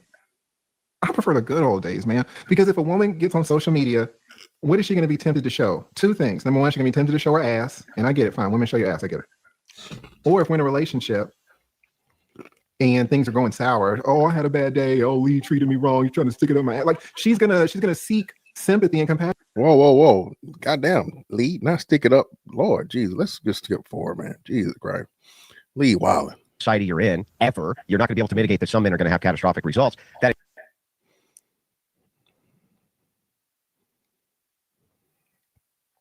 Damn. Lee, we watching this woman that has never had articulated one original thought debate, bro, from the clanosphere, whose solution is to find an Amish Orthodox virgin. We slumming it today, I see. Damn, y'all crazy, man. Damn, they going in. Shit. And instead, they should use women, basically, and women them. Shout out to Blue Baggins. Blue and the Little Gavin channel, they are cut from the same cloth. They never bite their tongue, ever. Shout out to Blue. What does Blue say? Blue says, Lee, man, come on. We really watching this woman that has never articulated one original thought debate bro from the clanosphere shit, whose solution is to find an Amish Orthodox virgin? Come on. Listen, so I don't even know. I guess they were talking about how, again, I don't know if they're actually saying, so is Andrew Wilson really on the, of course, I'm not saying he's all out racist. But is he on the black fatigue shit too? I mean, I know he I don't think he brought up too many racial things. It was some shit that would be questionable or borderline, some covert shit more than overt with CGA. But I don't know. Is he really out here? You know what I'm saying? Behind closed doors, talking shit about niggas. I don't know. Yeah, bro. Hey, Zagu, what's up, brother? Yeah, man. Listen. Very covert. Well, again, I wouldn't be surprised, dog. That's why I wouldn't be surprised. Again, like I said, shout out to Fatty. I saw the last conversation he had with Fatty, and Fatty had his ass pinned down, and he tried to run all the way to motherfucking Timbuktu, Kalamazoo, and then come back and try to trap Fatty with some bullshit because he had him fucking trapped. So again, I don't know. He dies on the hill of misrepresentation of black stats. See, I've never heard him have a black stat conversation or debate. So that's why I genuinely haven't heard him say it. I'm not saying it's not there. I've never seen him debate the black stats or anything, or have a race-based conversation. So that's why I'm asking. You say his audience is definitely racist. Okay. I mean, well, his shit is the Crucible. So we slumming today. I see it's a slow news day. Here saying, and it is a frustration, guys. If you see people debate, it can't be, oh, well, your position is wrong, your position is wrong, your position is wrong. Okay, what do you want? Oh, I don't give men advice. You should put in your prenup. This is how you can talk to your wife about the prenup. If you're going through a divorce, this is how you can make things so much easier. Mm-hmm. Right. And so if it was moving towards the overall health of men, it would be an easy sell and men would do it. And that, well, no, not necessarily. Men have gone along with lots of different things, which were an easy sell because they were misled, or they had bad information, or collectively from the society. Like, here's an easy one. Men go off to war. They go off to literal war when they get drafted. And that has been an easy sell, but it definitely was not good for men. What? And shout out, a lot of y'all found me with the Young Thug trial down the street here in Atlanta. We had Judge Glanville. And Judge Glanville, she's been in the military 35 years. I think he went through the JAG stuff too. I don't really understand too much about it. So big shout out to Barrio, going to be an attorney. Says legally marriage is a contract, 100%. All right. Barrio is going to let you know, but I know it's deeper than paper. Yeah. And it might be a part. Certainly Atlanta 2025. If you gay, go to Piedmont, you can go anywhere. Like you're running your show. I don't think gays are degenerates, but I will say this. Y'all see the suit, y'all see the tie. I'll be honest with you. I deal with women of a certain, they got some business about themselves. All right. Shout out to Coach Greg, but I'm really not down in the JUCO. Now, that don't mean I don't want to be all the time, but a 21-year-old, I want to have some deep, thoughtful conversations. They can't really do it. Not their fault. So I do like a woman with a certain style. I will say this though: when I get that woman in the bedroom, I want her to be a degenerate. I do. I shout out to Lee. Shout out to Lee, man. Hey, man, listen, man, that's that Georgia shit, nigga. Listen, hey. One of the realest niggas you ever gonna meet in your motherfucking life. Nigga from Georgia, nigga. Hey, man, we started talking. Listen, I don't know what we started talking about that. What I said, boy, listen, baby, listen. I need you to be nasty, baby. Okay, all right. I need that. You hear me? I need to know that you. Hey, I need to know that you like me, baby. Okay. You jump off the dresser. All right. Flip off the Chester draw. You hear me? If you ain't flipping off the Chester draw, you ain't fucking with me like that. Okay? I want to do things. I need her to degenerate before me. Degenerate. That's what I don't know, oh, gays are degenerate. I don't know. I need some degeneration. When I'm in the bed. Yeah, see, this is crazy. So like I said, Jazz said all white people sleep with dogs. So why you turn around and be so offended? Take what you give. And if she said, like I said, if she said that, again, that's what I'm telling you. Jazz is a fake pro black. I've already said that.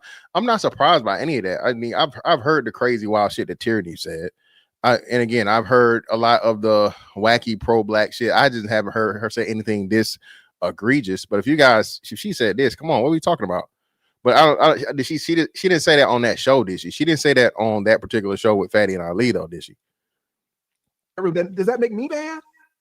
Does that make me a degenerate now? Am I a degenerate now? Probably. What did you think about this debate? How did you think it went? Andrew has really positioned himself maybe alongside of Destiny as, him and Destiny, the 1-2 power debaters on all of YouTube. So, that's just horrible. Listen, man, Destiny's already been exposed. I don't know how many times. Destiny was been race bait, man, and I didn't know this at the time. Again, y'all talking about Pearl. Listen, I don't know if y'all knew this, but if y'all knew that motherfucking Destiny was a motherfucking a double sucker brother fucker, man, what the hell? If y'all knew motherfucking Destiny was out here when he shot at Bernard Riley, wherever Bernard Riley is, man, put the Bernard Riley motherfucking bat signal in the air. If y'all knew motherfucking Destiny was out here.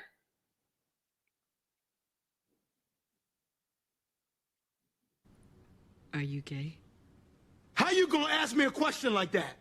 How do you marry a woman and then turn around and let a man bend you over? Ain't nobody bending me over. Oh, so you doing the bending?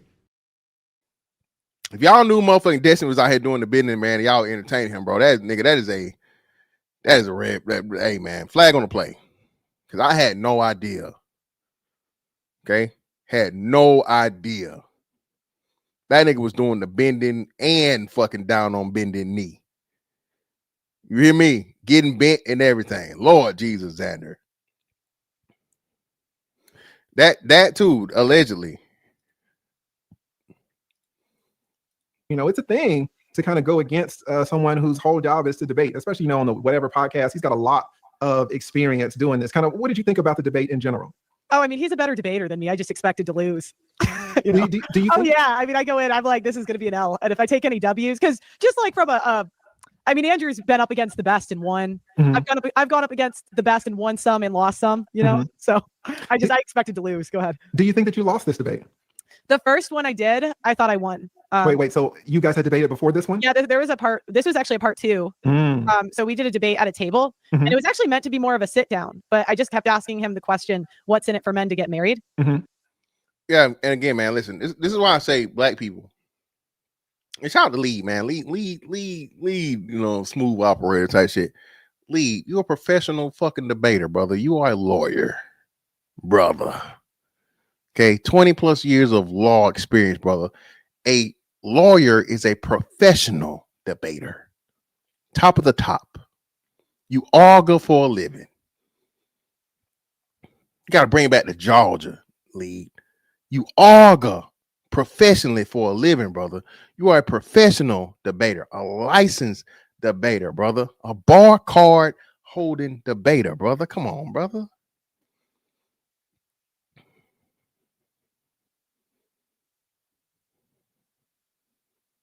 Come on, Lee. Give yourself some credit, bro. Come on now. And it's kind of the concept behind the documentary is like nobody really has an answer. And I actually expected him to agree with me. So it sort of turned into a debate that I didn't think was going to be a debate. And then round 2, he came in hot and heavy. He had his facts ready to go. Yeah, the first one, I don't know. I don't think he thought it was an ambush, but it was like it was almost like a debate that came up that neither of us thought would be a debate. And then I thought I won that on accident. And then number 2, I went in and I'm like, I'm about to get cooked. So, all right. So I think we're kind of seeing a little bit of looseness or shoddiness in these arguments here. I mean, that's a very, and I'm not saying that it's wrong, but that's a very stark. I got his Taco Bell weight. Not the Taco Bell weight. But I will say this is the danger of statistics, no right? women in the chat. Is she well? That's not rational. Well, now she's turning into Tommy Sotomayor. Now she's reading the chat. My mom had 7 kids. And now she's reading the chat. Oh my gosh. Okay, shout out. And if y'all got questions for Pearl, you can certainly ask them. Put a Q, and then I'll ask the question. Chelsea says, TLA, ask her about the panel she just did with Fatty on Unleashed. Okay. What does that mean? Do you know what this is referring to? Yeah, I do. I just did not a debate. I did a panel with Fatty and they kind of crashed out. But yeah, that was a whole thing. What was the debate about? Who is Fatty? I don't know if you want to go into this. Oh, did it get bad? No, we can. Hold on. Shout out to Fatty, man. Shout out to Fatty. Let me message it. Is it still on YouTube? Yeah, it's still on YouTube and it's fine. Like I'm fine talking about it, but it's just with your show, it's kind of a contentious topic. So I don't know if you okay, just tell us what was the topic. So the topic was if black women date criminals more than other races. If black women date criminals more than other races. Yeah, and I would say that's true. Oh shit. Okay. So and I'm not saying the white women don't do it too. We do, but it's just when I was interviewing and talking to people, it was just more prevalent with black women, and then they crashed out. And I said it because, and the reason it came up was because I said that women date criminals, and then the girl got mad. She's like, Pearl, you're just the one dating criminals. And I'm like, no. And then at first I gave a different example. I gave a white example. I said Ted Bundy. Like, white women, we love serial killers. So we're like Ted Bundy, Luigi Mangione. And then she was like, well, I don't know what you're talking about. And I'm like, come on. You don't see these rappers out here that women are like, come on. And so, yeah. And then they got mad at me for saying that. And then it was a crash out, and that was it. Okay. And in terms of criminals, if we say that black women date more criminals than, I say, white women, are there more criminals? Are there more black people? Are there more black criminals in the United States, or are there more white criminals in the United States? Well, I'd say most people date in their race, like most people. There are interracial, but like, you know, most people do date in their race. And if 1 in 3 black guys have felonies, then that's just going to be more common. Okay. Let me ask the question again. Are there more black criminals in the United States, or are there more white criminals in the United States? Shout out to motherfucking Lee, man. See again, Lee, you know what I'm saying? This that motherfucking, you know what I'm saying? Can I badger the witness? Can I treat the witness as hostile? Yana, I'm gonna ask you again, Pearl. Are there more black or white criminals in the United States? I don't know. Because it depends. What you mean you don't know? See, again, this is what we talk about when this per capita shit comes up. Okay, the per capita is always a motherfucking like convenient thing, right? Now, fantastic. You always talk about the whatever. Again, for us, for our purposes, bro, need to be worried about that shit because it's overrepresentation. When white people use that shit, dog, okay, it's niggas is causing all the problem. Blame Jerome, blame Tyrone, criminals this, criminals that. And again, we discovered this in real time over here. White people don't even classify sex crimes as violent crimes, and they don't classify crimes against children as violent crimes. They only want to talk about the gang bangers and the robberies and the shootings and the carjacking. Okay, fine. I'm with you, which we know white people do that shit too. But again, I can make an excuse for a nigga shooting at the ops, right? He had a pistol. I had a pistol. He pulled his. I pulled mine. Somebody got shot. Okay. I'd rather be judged by 12 to carry by 6. Right? Hey, one of us got to go. I ain't motherfucking finna go laying down. Shootout happened. Somebody died. Is what it is. Do the crime, do the time. I'm with it. Right? That's understandable. It's excusable. Okay? Motherfucker break into some shit. Steal a car. Or whatever. Not motherfucking any excuse for the shit or whatever. But hey, he just stealing cars. Nobody get hurt. So on and so forth. Property crime. So on and so forth. La la la. Okay? But when we start talking about motherfuckers out here taking women by force, taking children by force, how is that not the most violent and most vile of crime? That's what white people lead in. Family crime, you know, kill me, everybody. The kids, the dogs, everybody dying, no lying. It's crazy. Biggie made that motherfucking verse. That's the white man MO. Chris Benoit. Everybody got to go. Goldfish too.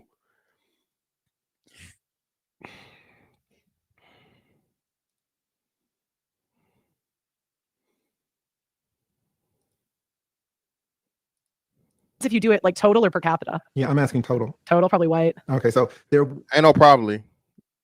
Stop it, Pearl. What you mean probably? It's 5 times more white people than everybody else. What are you talking about here? Or 5 times more white people than black people. We just did it the other day. I think white people make up 60% of the population. White people make up 60% of the population, and maybe even more. Hold on, let me Google it. Let me see.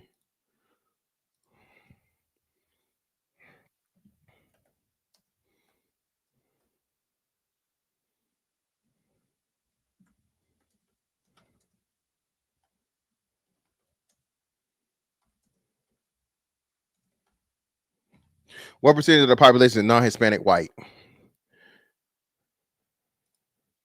Non-Hispanic whites are the largest racial ethnic group in America, being the majority of the American population at 58.4%.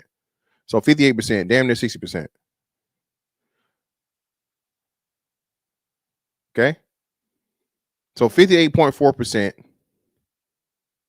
compared to I think what black people are 13%. So that's 4 point something times. Hispanics are like what 16%. So it'd be about the same. So and then Asians are even smaller than that.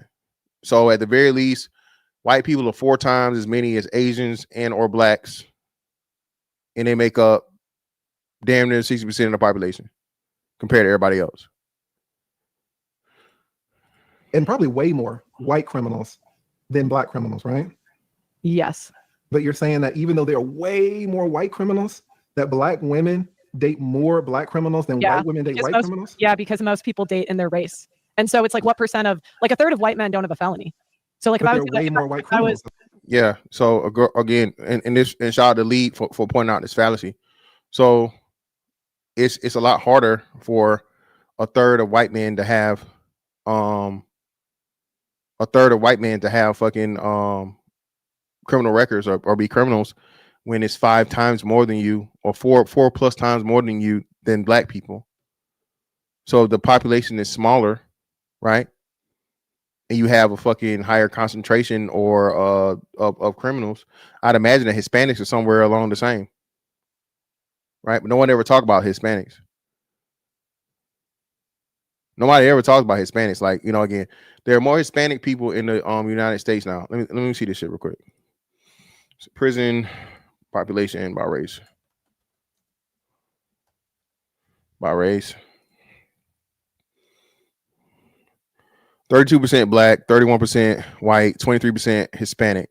At the year end of 2022, the racial and ethnic composition of the United States state federal prison population was approximately 30% black, 31% white, 23% Hispanic, 2% American Indian, Alaska Native, and 1% Asian, Native Hawaiian, and so on and so forth. Okay, so that's crazy. Should I know that? So this is where we get into is where you got a higher black people having the highest percentage of fucking what's the name, man. That's something that we got to work on, man.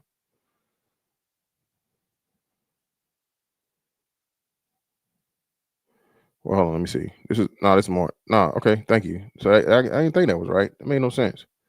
So here we go. I take that back. What's the name was wrong. So let me show this real quick. Let me share this. I was like, damn, that sounds kind of crazy. There's no way that. Okay. Let me put this link in the chat so y'all will be able to see it.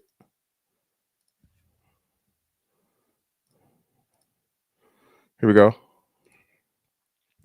Federal Bureau of Prisons, statistics, inmate race.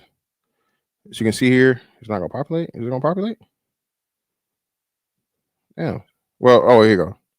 So black is 38.2%. White, they combined them. So that's what? Okay, so white is a combination of Hispanics and what's the names? Damn. So we still might be right. I don't know. Because I don't know how many. Because we go by, they said it was 23% of Hispanics, right? So let's just subtract 23 from that. And it would be 34. So it's still the same. So we still got the highest thing because they combine Hispanics and white. So that would still be about the same. So we still have the highest prison rate, man. 38% compared to like 34% and then 23% or 24%, something like that. So yeah, because it's no Hispanic, so we have to assume that they combine white Hispanics and non-white Hispanics.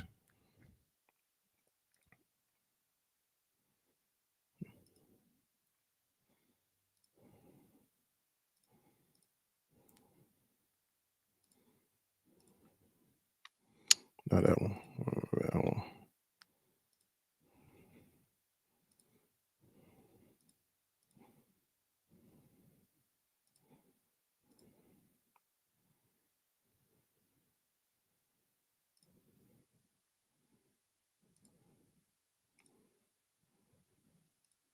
Right.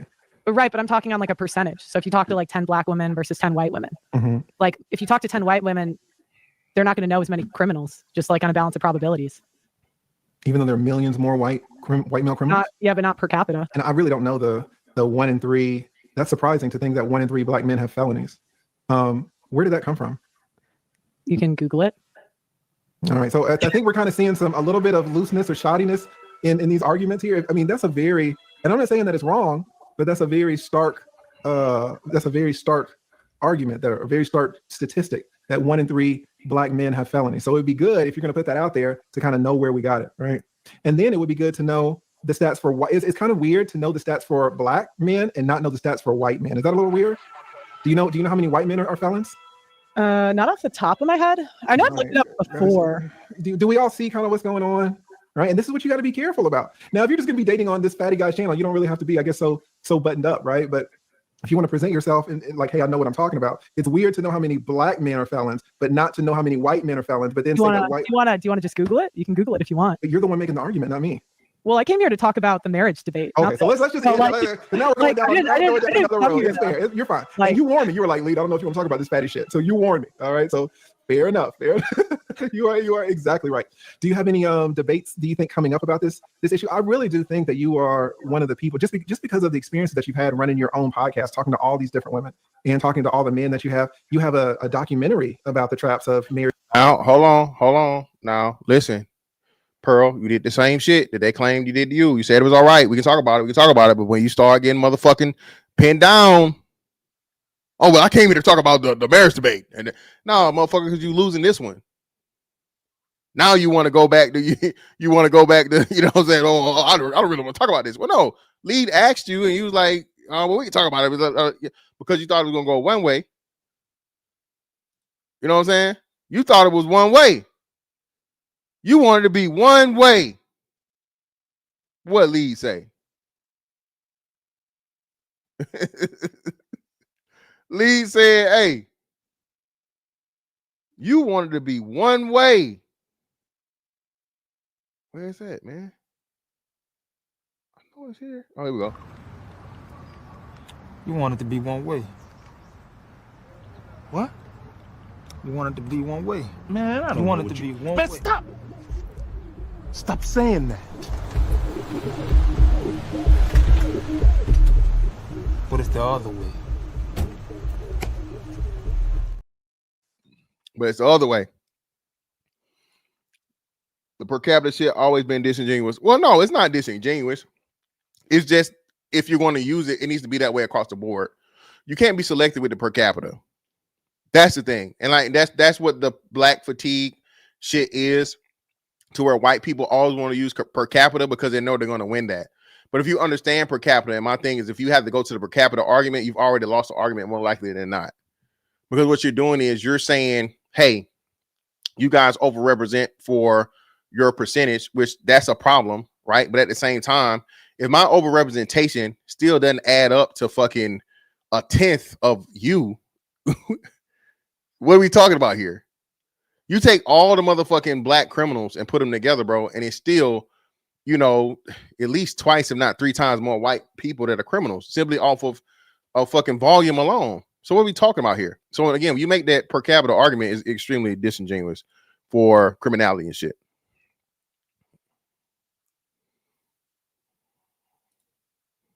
Marriage and divorce. Like, you know, a lot of stuff. Do you plan on in the future talking to men and women about, or debating, let's say, about this all this information that you have, kind of getting it out there? Yeah, I mean, I'll probably do it. It's just, you know how it is, Lead. It's so much nicer when you just do your own show. It is. Yeah, you don't have to deal with people. I know you want. Well, listen, man, I'm gonna say this, Pearl. Listen, if you want to have an actual debate about the racial shit and the Black fatigue and so on and so forth, set it up just like you used to do it back in the old days. Set the shit up, Pearl. Shit, we'll pull up. You know, but of course, I don't think you want to do that, because if people are actually informed and people that actually come to have the conversation, I'm not talking no pro-Black bullshit. I'm talking about somebody that's gonna stick to the data, statistics, and the actual proper context of the things, and we're able to talk about everything, okay? And then we start using the per capita numbers of fucking white men and white women when it comes to child sex crimes, when it comes to abusive families, when it comes to, you know what I mean, all these things that are violent, but you guys only want to focus on, you know, shootings and gang activity. Like, again, like I said, there's never an excuse for a sex crime against a woman or a child And I don't think anybody disagrees with that. But for whatever reason, white people don't classify sex crimes as violent crimes. Then this whole narrative gets flipped all the way the fuck around. And that's why I told y'all that on the last one. Remember we was talking about all these white teachers out here, these white female teachers molesting these children, these students, violating these students, and everybody just sweeping it up under the rug. Not to mention all the other crazy, wacky shit. Like, look up Pearl. We won't talk about fucking sex crimes against animals. Guess who leads in that, Pearl? We gonna talk about that form of criminality? Of course not. I think that's incredibly violent. Poor Sparky don't know what the hell going on. He just knows it's peanut butter. Okay? It's peanut butter and you putting it on your certain areas and shit. He don't know what he doing.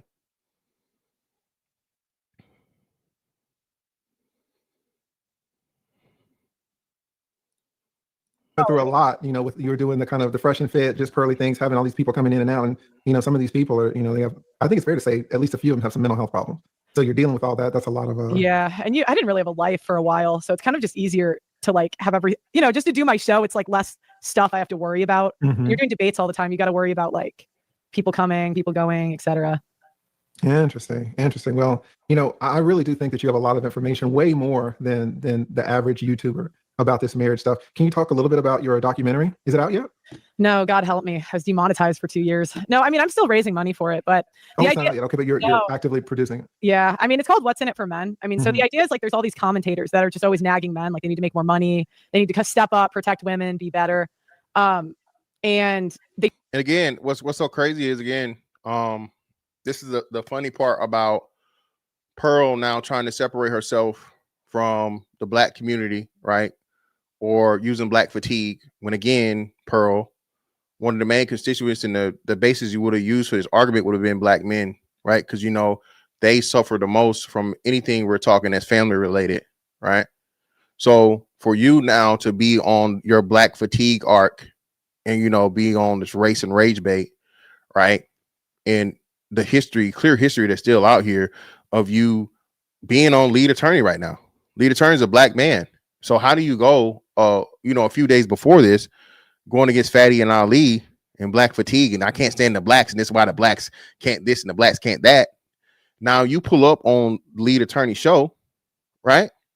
Common courtesy. Somebody that's, you know what I'm saying, just as, you know, influential as you are, a black man's platform, and he gets your ass pinned into a corner with a simple line of questioning. And now you get flustered and he has to redirect because he's a professional at this even more so than you are outside of YouTube. This is his profession for his lifetime, right? And he understands, you know, hey, I don't want to, you know, have to fucking lose the witness completely or totally. So, hey, let me redirect it, you know, again. But according to you, the blacks aren't smart enough to do this. Shout out to lead attorney, man. Shout out lead attorney. Simple line of questioning. Lee wasn't being malicious. He wasn't doing any of this shit. This is just, you know, 20 years of being a fucking attorney and asking people, you know, probing questions, exposing her in real time. This is why Pearl will never, ever have an actual debate with black people about race and all this other shit and so on and so forth. Because, come on, bro, what are we doing? You don't, you know how many, you know, you can throw out the motherfucking black statistics of criminals and felons and all this other shit and so on and so, but you don't know your own people's.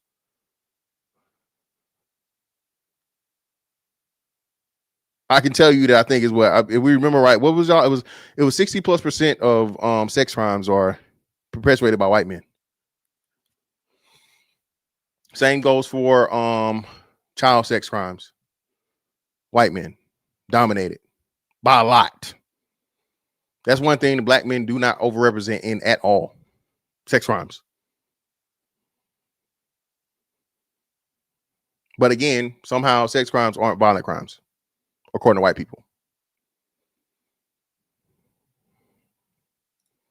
They just can't answer the simple question: what do men get out of marriage?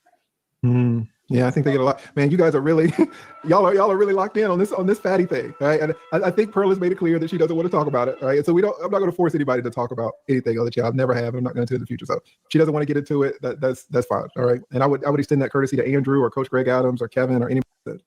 I do talk about a lot of things. I make a lot of raunchy jokes and this and that, and I talk about race sometimes. But I'll be honest with you, it's very difficult for me to talk about race because that's not my particular lane. Like, I don't really understand it. I took my 23andMe. Hey, shout out to Fatty, man. Hey, Lee did know, but Lee know now. And shout out to whoever this is. Fatty, who is this? Chelsea Lynn? Who is Chelsea Lynn? Shout out to Chelsea Lynn. Chelsea Lynn, it looked like a white woman. She was definitely motherfucking, you know what I mean, pushing it and making sure that the shit got brought up while Pearl was there. So shout out to Lee's chat man for not letting her get away, right? Shout out, bro. And this is coming from the legal side. I took my 23andMe a few years ago, and it comes out that I'm 18% white. All right, 18% white. So what is that? 80? No, what is that? 80, 87? Wait, what? 2 white men from Texas were. What do you mean? Hold on. What is it? El Kabong? How is that even possible? They go down there, fuck around in Haiti if they want to. Them motherfuckers gonna get barbecued. Literally. Haiti? Shit. Listen, man. All right, good luck. 10% black. A lot of Nigerian or West African over there, right? And it's hard for me to kind of define what it means to be black, what it means to be white. Coach Greg Adams said the black community is, what did he say? He said the black community is hood. And we talked about that last time. What does that mean when Coach Greg Adams says the black community is hood? I'm part of the black community. Coach Greg Adams got tons of money. Now he says he's not even part of the black community anymore, according to kind of what I heard. Like, he's not black. That's what you guys were saying the other day. Can an African-American man say that he's not part of the African-American community anymore? I know a ton of successful black men, a ton of successful black women. And so just to say, the black community is garbage, I don't see how you make that. I don't see how you make that connection. I just know too many. And what I do think it is that we'll get on Twitter, we'll get on TikToks, we'll get on YouTube, and we are infected. What's infecting us, guys? And we don't see this. We don't think about this. We are infected by these damn algorithms. Now again, shout out to Lee putting on his preacher hat right now. Okay, he a good old CME AME preacher right now. And people talk about the algorithm thing, man. Listen, the algorithm. I'll say this: the algorithm is real, but at the same time, bro, I promise you, I'm a shoe guy, I'm a comedy guy, I'm a whatever. I don't go looking for this shit that niggas is wilding out and crashing out, so on and so forth. That's I don't go looking for that. It's there. You don't just click on one thing and whatever. Actually, once you get into a feed, what it'll ask you, if you look at some original and you're looking at one thing and then it gets out, do you want this YouTube specifically? But it does the same thing on IG at times, right? Okay.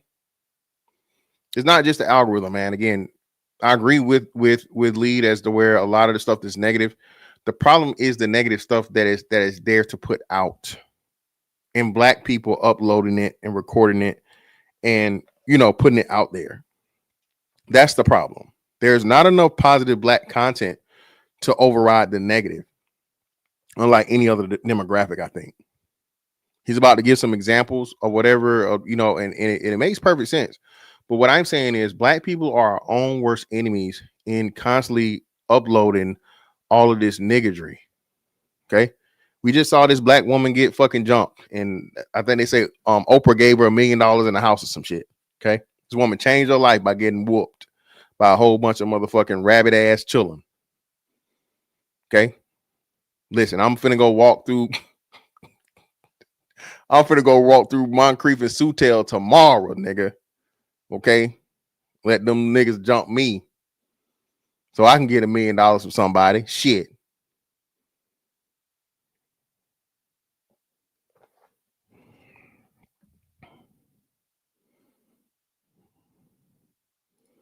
If black men were the majority of sex crimes, white folks would have a field day and use it to justify racism like they already do.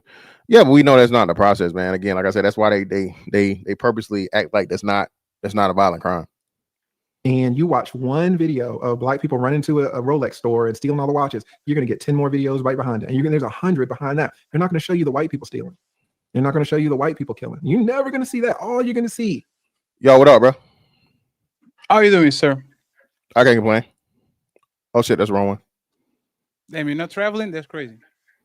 I'm done, man. The B-Daycation celebration is finally over, man. I'm back. You're done for like 3 months, like 2 months, like only because you have Thanksgiving and yeah, Christmas. my son's birthday on Sunday, so I had to be back for that. Damn, it's been quick. I actually was curious about because I didn't see nobody reviewing it, but it's kind of funny that you're doing that because lead. There's a reason why lead is lead. You see what I'm saying? Yeah.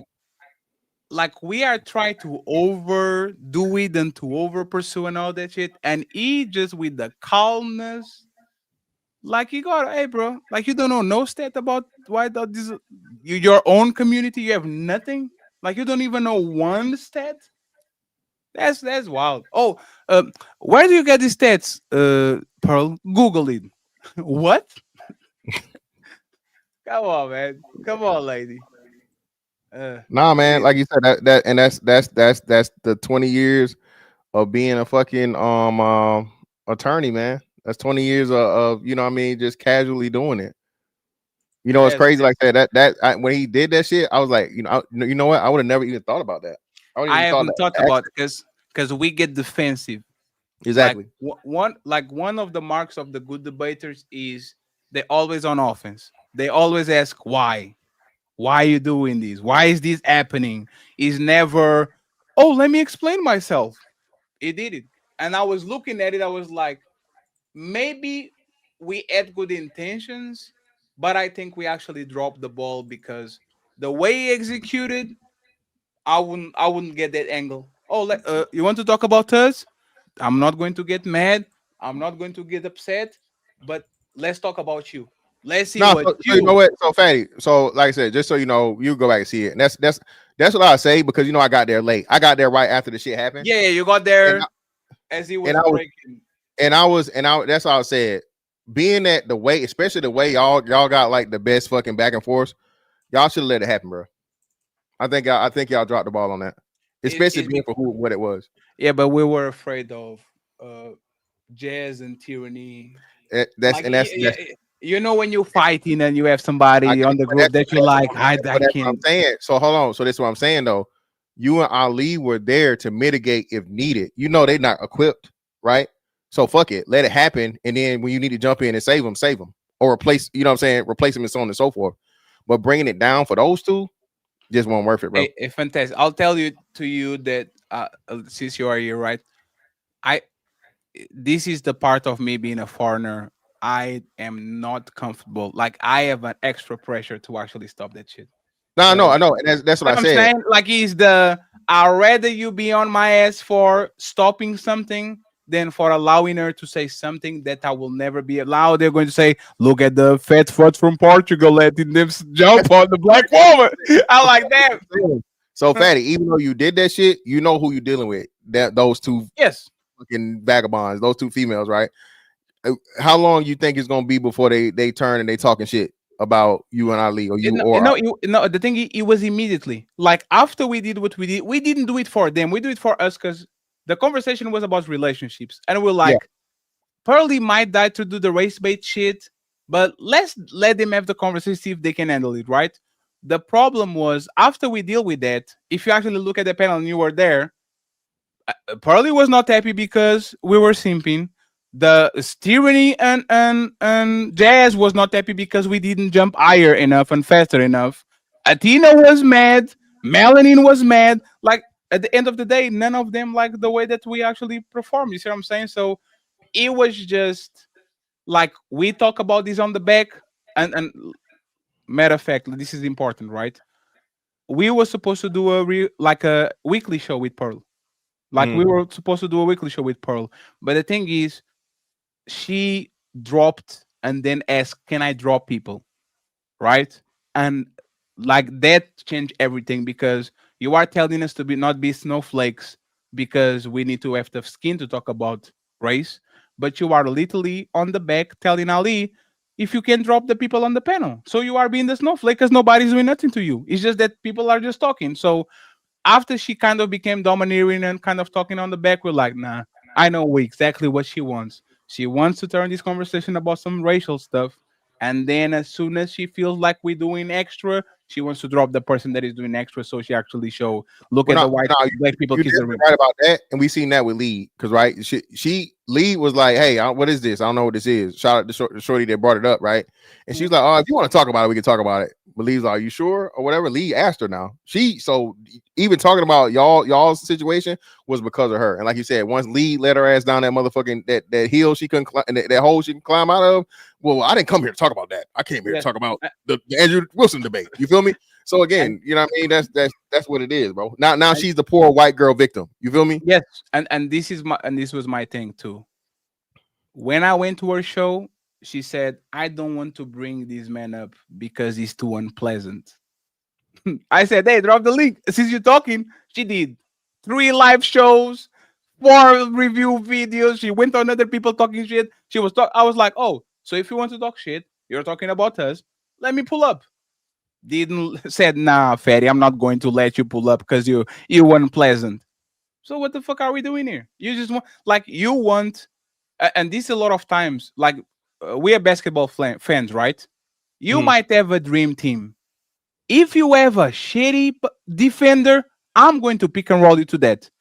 I don't even care if I see that you have JJ Barea and the motherfucker can defend the pick and roll. Every single action we're going to run is going to have JJ Barea in the middle. That's how I felt with Jazz and Tyranny. They will see that you're trying to bait them, and instead of avoiding that shit with the plague, they will go to the pick and roll. They run right into it. Yes, that's why this was like I think and had it been one or the other, I think you could have mitigated it. But with both of them, and especially the second one, yeah, that's impossible. And that's the thing, fantastic. And again, it's pretty, Tyranny was asking me 2 months ago if I can get Pearl on a debate with her, right? And I was like, wait, hold on. Yes, listen to this, right? Hold on, no, nigga, wait, pause. Nigga. What's wrong with y'all niggas? What's wrong with you? What's wrong with you? What's wrong with y'all? You niggas are crazy. Nigga, you crazy as hell. But that's the thing. She got the debate with Melanin, and I think she actually did good because she controlled her feelings for the most part. Then she let it, she did good. And then she said, "Hey, Fatty, can you get me Pearl?" And I'm like you understand that Pearl is like a big figure. Pearl's not just going to debate like a nobody, right? Yeah. So Tyranny don't have a fucking YouTube channel. So fantastic. You see, a lot of times I send y'all the invites okay, the conversation is going a certain way. We need this kind of personality here. Let me send the link to Fantastic. Let me send the link to Tyranny. Let me send to this person because I think the conversation is going to get better if they pull up. As I send the link to Tyranny, she doesn't click on it. As soon as Pearl comes back, who do I see on the back? I'm like, nope. It's on. It's on. I know. And that's the thing, right? Even when I put her to engage with CJ, she wanted to go at Pearl. But there's the problem with having people that a lot of times are short-sighted. If this woman came to race bait and you know she's after y'all, and you are giving her an excuse by, instead of diffusing the situation and making her look crazy, now you're saying that's why y'all fuck dogs and y'all men want us. Hey. Well, hold on, wait. So that was said on your panel? The dog shit was said on your panel? It was after they got into with each other, but Tyranny said that's what I'm saying. It's not fatty. Come on, bro. But that's the thing. I said, "Hey, Tyranny, you can't be doing it. You can't do that." Right? Listen. So now I'm right. So you talk about they fucking dogs, and she's like, "Well, you bitches got herpes." That's no. But I think it was afterwards. I don't think it was before. What she said was, "Your man." So the herpes thing came from Tyranny saying white men. Your man want us. Yes. Yeah. Yes. Your man want us. A white man want us. Some shit like that. Yes. And they don't. Y'all bitches got herpes. Yes. And I was like, well. but you see, and this is what I'm talking about. If a person is willing to say, and they were kind of going there after that situation, oh, and y'all fuck your kids and y'all fuck dogs. if this is what they're willing to say on ground zero with 7 referees and everybody like, no. Imagine if you just say, you know what, y'all got it. Hey, y'all got it. Hey, You are going. Throw 2 nines on the floor. Hey, I want to make World Star, but the right way, man. I don't want the first exposure to the mainstream. Come on, man. This is why I say when you and Ali, bro, however y'all do, y'all figure it out, y'all hash it out. And I'm saying this, right? This me if I'm running it. With the 2 of y'all, y'all can mitigate tyranny or jazz or so on and so forth, right? With the both of y'all. And if and when you needed to step in, all you had to do was reset and be like, hey, all right, this impromptu shit or so on and so forth, it's time to the back and forth. Yeah, and go for it. And if and when the shit got too hot, so on and so forth, then pull back, move on like you did between me and Six, right? Like, you know. But there's the thing, right? And there's a reason why I stopped to do the Shadow Realm thing. It's actually because of you and Don Quisha. Actually, it was the last Shadow Realm, right? Remember when you guys that is a debate? We went too hard. Fantastic. I got a copyright strike because of that back and forth. That's why my videos are all down. Like I'm going to have my she hit you with the copyright strike? No. It's a community guideline. And that's the thing, right? And this is what we're talking about. It was a bot. It was like nothing serious. The thing is, it was too many of those moments at the same time. That's why my channel.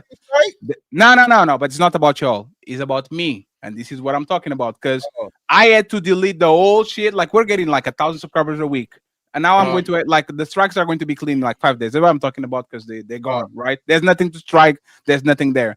But that's the thing is, a lot of times y'all don't understand. For example, if I have Tommy or Angry Man, and they bitches and all them, especially if people look at the screen and they see like Don Quisha, you look like a parrot, you look like an older lady. She say, yeah, that's why you should swallow your keys. I'm like, oh shit. Right? So we're a little bit more vigilant because there's no way Tiffany and Pearly are not going to say something that I'm like, hey man, I got 2 fucking what's names right now. Anyway, man, I got 2 fucking warnings. So like I said, that's why it's certain shit I gotta stay away from. But you said I'm talking about the panels are difficult because of that. Is because people are looking from the outside and they're like, why are you not letting them go? And I'm like, I already have my shit clean, and you want me to get another 2 again? No, bro, we're not going to do that. Even today on the show, did you saw the Cooley and the dude? You are an idiot. And like they want to go at each other, but it's like this is not conductive to good business because you're like it's going to get you a viral clip. You get $1,000 out of the shit, and then you're going to have your shit fucked up because like it's not worth it. So it is what it is. It's a part of the game. But no Shadow Realm. If people want to go crazy, now I actually can stop you. If I'm going to put you in a position where you can go crazy to the person, I can complain about afterwards when something is done to us. You know what I'm saying? So it's just business. It is what it is. Why are you laughing? What's up, AFR, man? What you got going, bro? Chilling. What's up, Fatty? What's up, Mr. Fantastic? I'm chilling. Hey, Team Fatty, man. Team Fatty. Yeah, I'm always on your side, even though. You better not pull up to Cape for your Vanilla Queen. Hold on. Listen. Listen. I came up to say a little bit about Pearl. When she first came out, listen, I chew the meat, I spit out the bones. Okay. First, she came on with some, I'm trying to help men, black men are okay, whatever. And then, she did her evolve set, even though right now she's screwing a Dominican dude. Okay. Like just a couple of shades lighter than the African niggas she was fucking. I think he's a Brazilian guy. So hold on. She's still Yeah. She's with this still burning the coal. Yeah, she's with this dude right now. Let me show you. Yeah. So I think the dude is Brazilian or something like that. So this cap Dominican, Brazilian, whatever. So this really cap though. This is really 10,000% all fake rage bait. It's performative. Yes, it's algorithm based. Sure. Okay, go ahead. Because like I said, the Pearl does not fit the white man attractiveness archetype. But go ahead, AFR. Appreciate it. Look at the picture on the bottom.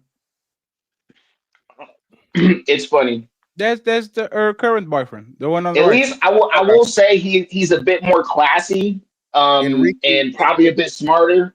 or whatever than the other dude she was messing with, but that's on her. Listen, the thing about Pearl, like Fatty's right, it's all performative because listen, it's all about money because she had her shit popping. Then the white boys kind of evolved in there because they went from all women bad, women suck, whatever, and then it's just like hold on. It's like we need to start, chopping up with white people, doing all the, white, what's it like, look at white people looking out for each other and all that stuff. So that they was on that stuff. So they like, hold on, how the hell am I listening to this coal burner? She about to pay the toll any day. So then they left her in droves, and then she was only appealing to incels and all that. And a lot of them cats ain't really paying like that, especially to no chick like her that's already been homo by a whole bunch of brothers. So she just really had to come up with this. But my main thing is like, listen, I would rather listen to her have a conversation on some other stuff with her stupid black fatigue stuff, with having like y'all kind of holding her feet to the fire. Y'all really not y'all, sorry, let me stop saying it. But like it gets more complicated when you let idiots like tyranny, like literally, like the motherfucker can't even survive without white people. Like why is she even on the panel? Like that's what I'm saying. Like, get somebody else. At least like Jazz. Maybe she's a little. Maybe I don't know if she's on food stamps. But it's just like you gotta really get like the biggest dunce off of there, bro. Like that's all I'm saying. I'm not saying you can't bring a couple of strong black women on there to tear a new one into Pearl for all the BS she says. What she does, see, she just says the simple white supremacy stuff just to get people on her side that don't remember her past. It's lame, man. Like, So who and would be the also, woman that will put there? Because that's the thing, right? We actually have worse woman than tyranny, in my opinion, right? I think Quisha. Remember Fantastic, the love girl, the light skinned girl that you got it with the two shows? Like She's we actually have worse people. Like God. if it was just we are going to release the Hulk or the Kraken, we actually have worse when it comes to like what we kind of want on this place and how people react. The thing is, I like to have a race conversation, a mature one. What is the woman that you're actually going to bring? Like The Luck only is one, going to the try to only, step on her neck immediately, no, we right? was just saying that. So the only woman I think you have a legit and civil or reasonable conversation about race would be Crimson Cure or somebody like Mika, right? Yes, because Those, they're emotionally mature to have that exactly. Yeah, conversation, right? They're not going to be triggered. You see what I'm yeah, saying? So it's and once again, Crimson is not just a nobody, and Mika is not a nobody. exactly. That's what I'm saying. Yeah, I'm saying that's we get them on our panels here and there, but like it's like me saying, "Oh, I have to get Anton or Tommy." Like these people are going to show up once in every month, right? Mhm. So even if I wanted so to, you got them up there to make you money. That's what you're saying is no, you no, got no, them no, up no, there for no, no, entertainment no, no, no, no, purposes. no, no, no, no, no. I got him up there because conversations where all people agree are boring as fuck. And Or Mr. yeah, Fantastic can even tell you the same thing, right? The worst thing that you can do is go on the panel where and everybody agrees with each other. It's everybody the agrees. worst thing, right? Yeah, So it's out of principle because it's fun. But that's the thing. A lot of times, fun turns into something that y'all don't approve. And the thing is, I'm not the one reviewing jazz every day. See what I'm saying? Like this could be easily avoidable because the live shows are 4 hours. Let's assume that Jazz is being insufferable for an hour. We can still kind of have the conversation. The problem is that all these people that are clipping people, they're literally looking for the 10 minutes where Jazz or Tyranny go crazy to pick it up the shit and to clip it.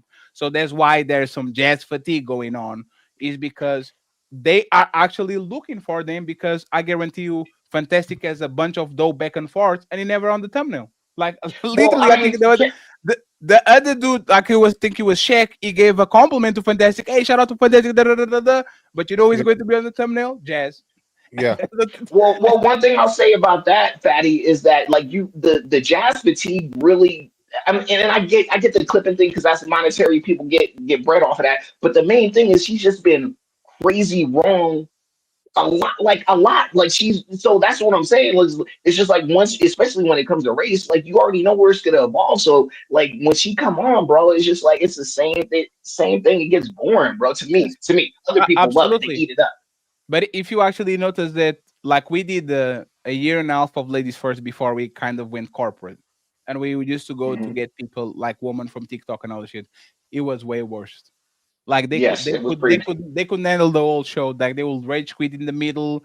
They will start to do like revolt, like mini. I'm going to revolt. Anybody wants to go with the slave owner? This that like it's. I would love like what is happening with Tyranny and Jazz is what was happening with Kay and Kayla, right? Everybody Mhm. like Yeah. Kay and Kayla, we don't want them. We are tired. They've been doing some bullshit for a year. But the question is this, right? And actually, me and Fantastic talk about it like the Jazz situation when she called me X, Y, and Z, right? If I was probably doing the show by myself, that will be a. But I have a team. I have other responsibilities towards other people. I a lot of times have to put business above whatever I have going on in my thing, right? So for the most part, once I actually get the review money and the review views and the offline money, I'm probably going to be a little bit more considerate about what we do on the live panels.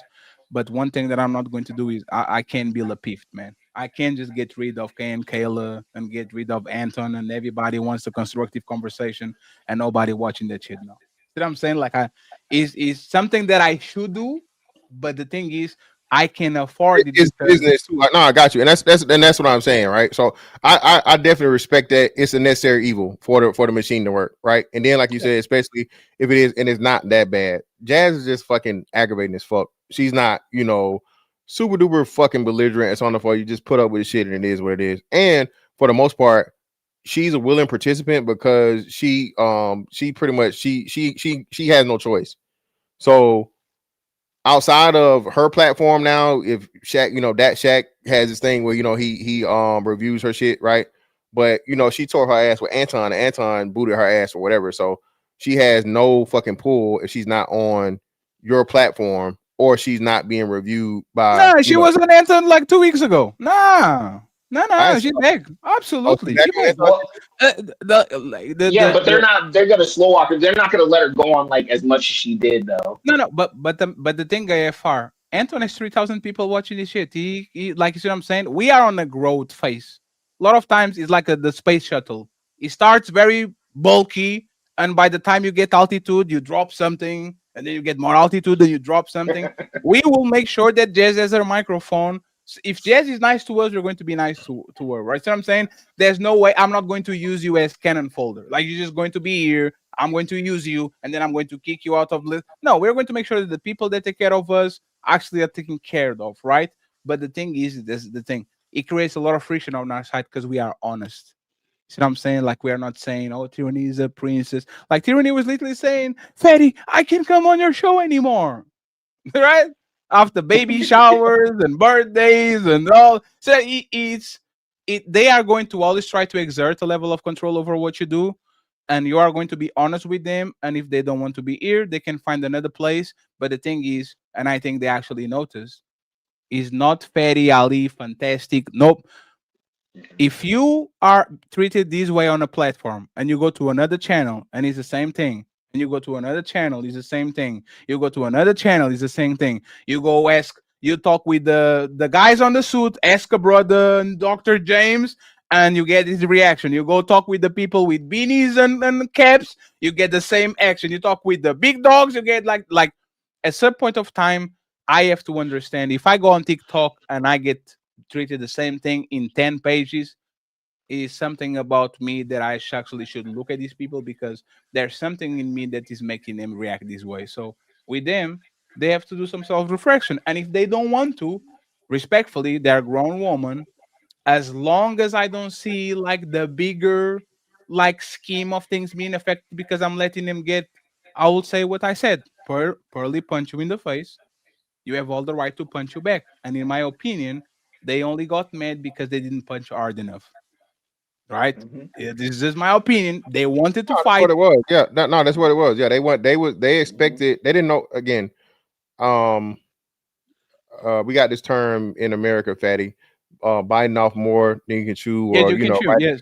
writing a check your ass can't cash. So Tyranny don't understand the whole thing. She just it's Pearl and she's a white woman and I can debate her and I can this and that. Like Tyranny, you can't have a any controversial conversation without you getting emotional and starting to say some wild crazy shit, right? That's way out of your weight class. You're not even gonna get a fucking punch off, right? But she sees this as an opportunity, like you said. She's chomping at the bit any and every chance she get. Jazz is again not as bad as Tyranny, of course. He's a little bit more seasoned because he got more exposure, more experience.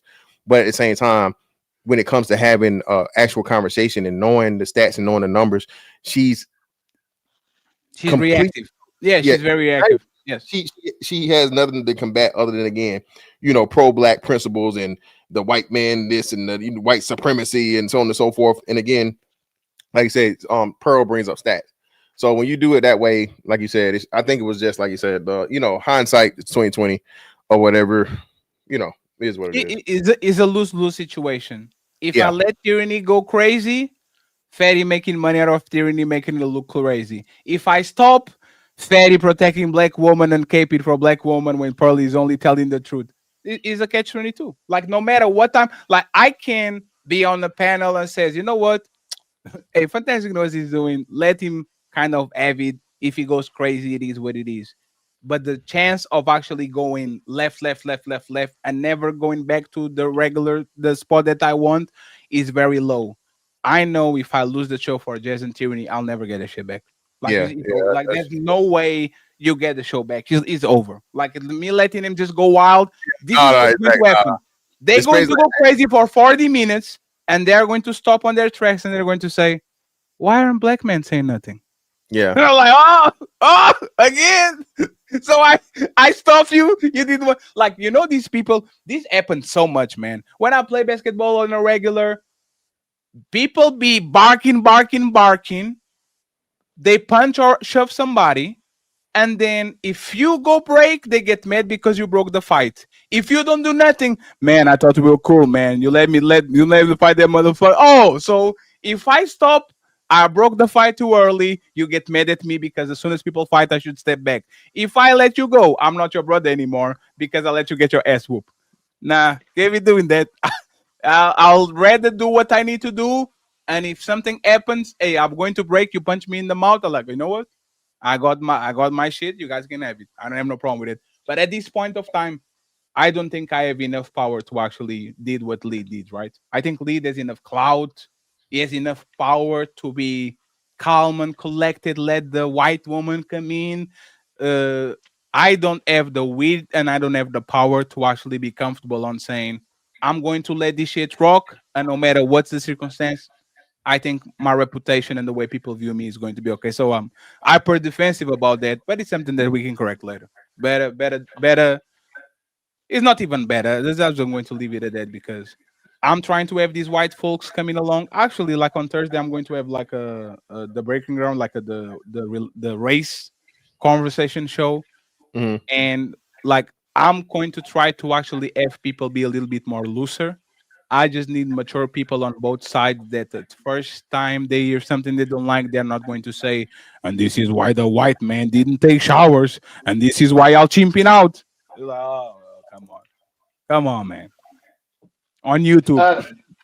Fatty, I'll just say you've retained your independence this long, and I think that's why people like you. Because, like, obviously, we know kind of where you stand on the issues and kind of your leanings. But the thing about it is, you're always open to conversation, and you haven't let any other platforms kind of control you like other people. You know what I'm saying? And bend them to you. Well, you just invite people in and rock with it. So just keep that up. You ain't going nowhere. Yeah, we're going to fuck up. The thing is, I don't want to look like I'm kissing ass.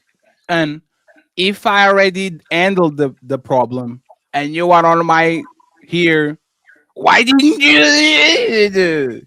Now you're looking like making me look crazy.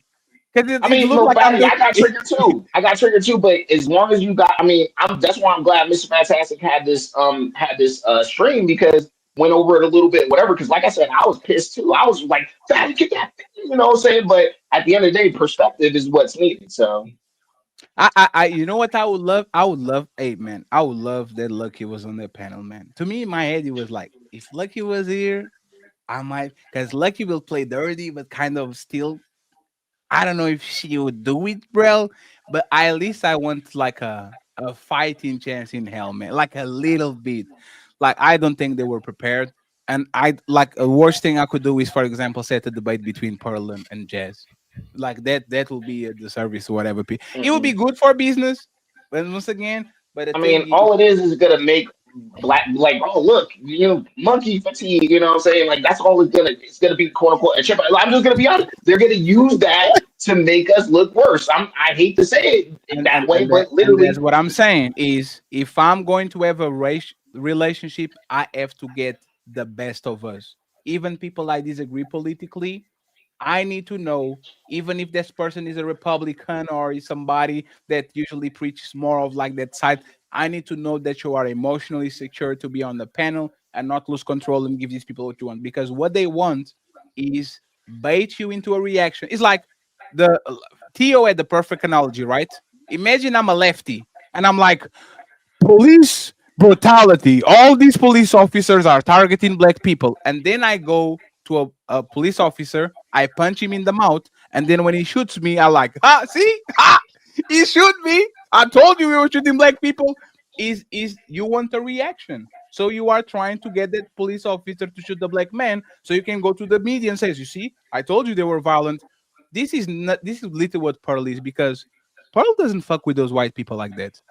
She She can't. likes to be that's around not for black her. people. Yeah, that's what I was saying, Fatty. She can't. So that's my whole thing with Pearl. And this is how I knew for sure. Even before y'all told me about the fucking Dominican dude, right? Hmm. Bro, Pearl is what they call a mud shark or a coal burner, bro.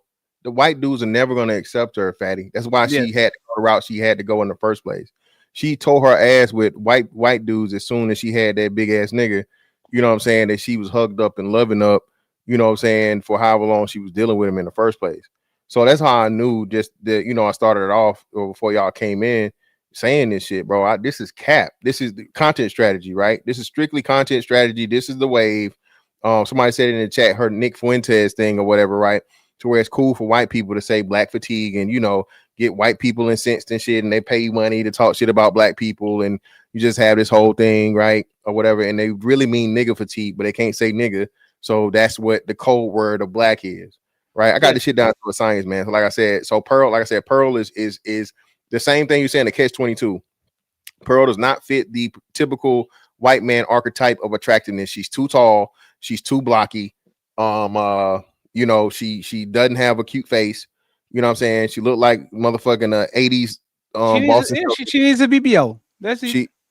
She don't got no damn beep. Get the fuck out of here. No, she needs one. That's what I'm saying. She Oh, needs a BBL. yeah, that's what I'm saying. But that's what I'm saying. So, and then, like I said, outside of that, you put her with black guy history in there. She is banished for forever, bro. She can never return. So all she can do is, spark up some racial shit for them to respect her for the moment, in the moment, and then, at the end of the day, pay the toll. Absolutely. That's it. And you know what it is? When people like Nick Fuentes and these people were fringe, like in the Republican, the right side, they didn't have the power to actually do nothing to her.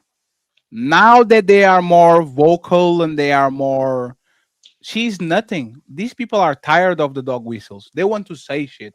They want to say Jay. They want to say Nick. They want to say it. Pearl will never be accepted because she's not going to go all the way. So while people like Myron might get accepted part time because motherfucker says that shit, you will never go in, be 1 foot in, 1 foot out, still fuck with black people. Every time you have a chance, you go surround yourself with black people around you and be accepted by these people. Because these people, the worse than actually hating a black man or a black woman, they hate the white woman that are fucking with niggas, man. They hate it. Fatty, trust I me, don't know what you're trying to do. Trust me, Fatty, listen. I heard this from a certified white man, blonde hair, blue eyed white man that told me this. He said, "Hey, you know how they say once you go black, you can't go black. you don't go back. You go back. It's because you can't. Once we see that we know you've been out there, dealing with those BBCs, banned. Man, Damn, bitch. Like, get them out of here, man. I truly don't understand why she's trying to get that algorithm. I really don't. Like I don't understand. Like I Money. It's know just She like, don't have, fatty. she It's don't the have no bread. other avenues. It's the bread. It's the bread, fatty. That's the only thing popping for her right now. Like I said, because the niggas excommunicated her because of the whole African yeah, fiasco, that situation. right? And then she said, I didn't even know this, but she got demonetized. So I guess Yeah. now she waited for a time to cool down and so on and so forth. Came back, remonetized. Now I know she monetized now because she was getting super chats. So what's the best thing? Start a fresh slate. Most people don't go back and really do the history and know anyway, right? So you get a fresh new thing out of the 2 million people, and you go on the motherfucking race baiting shit, and get most of the bag you can get. Then when you do collabs with Andrew Wilson and them, people gonna focus on that. You know what I'm saying? And it's just conscious strategy. To me is this right? The two authors named, in my opinion, right now is like taking the Osmond goals and these weird kind of is Nick Fuentes and Andrew. And if you actually look at Andrew, they might not say it, right? But when you see the picture of that debate con and you see all of them together, like 50 people, and you can find one mulatto, let alone white person inside of that, you're like, oh, hey, this doesn't look like the average New Yorker on the blue state. Listen, and you're like, damn, all of y'all, that's crazy. Like this that, kid even. I think we seeing the I ain't gonna say complete total crumbling of Andrew Wilson, bro. But Andrew done took 2 major L's back to back, bro. They don't care. You know why they don't care? Because the religion thing.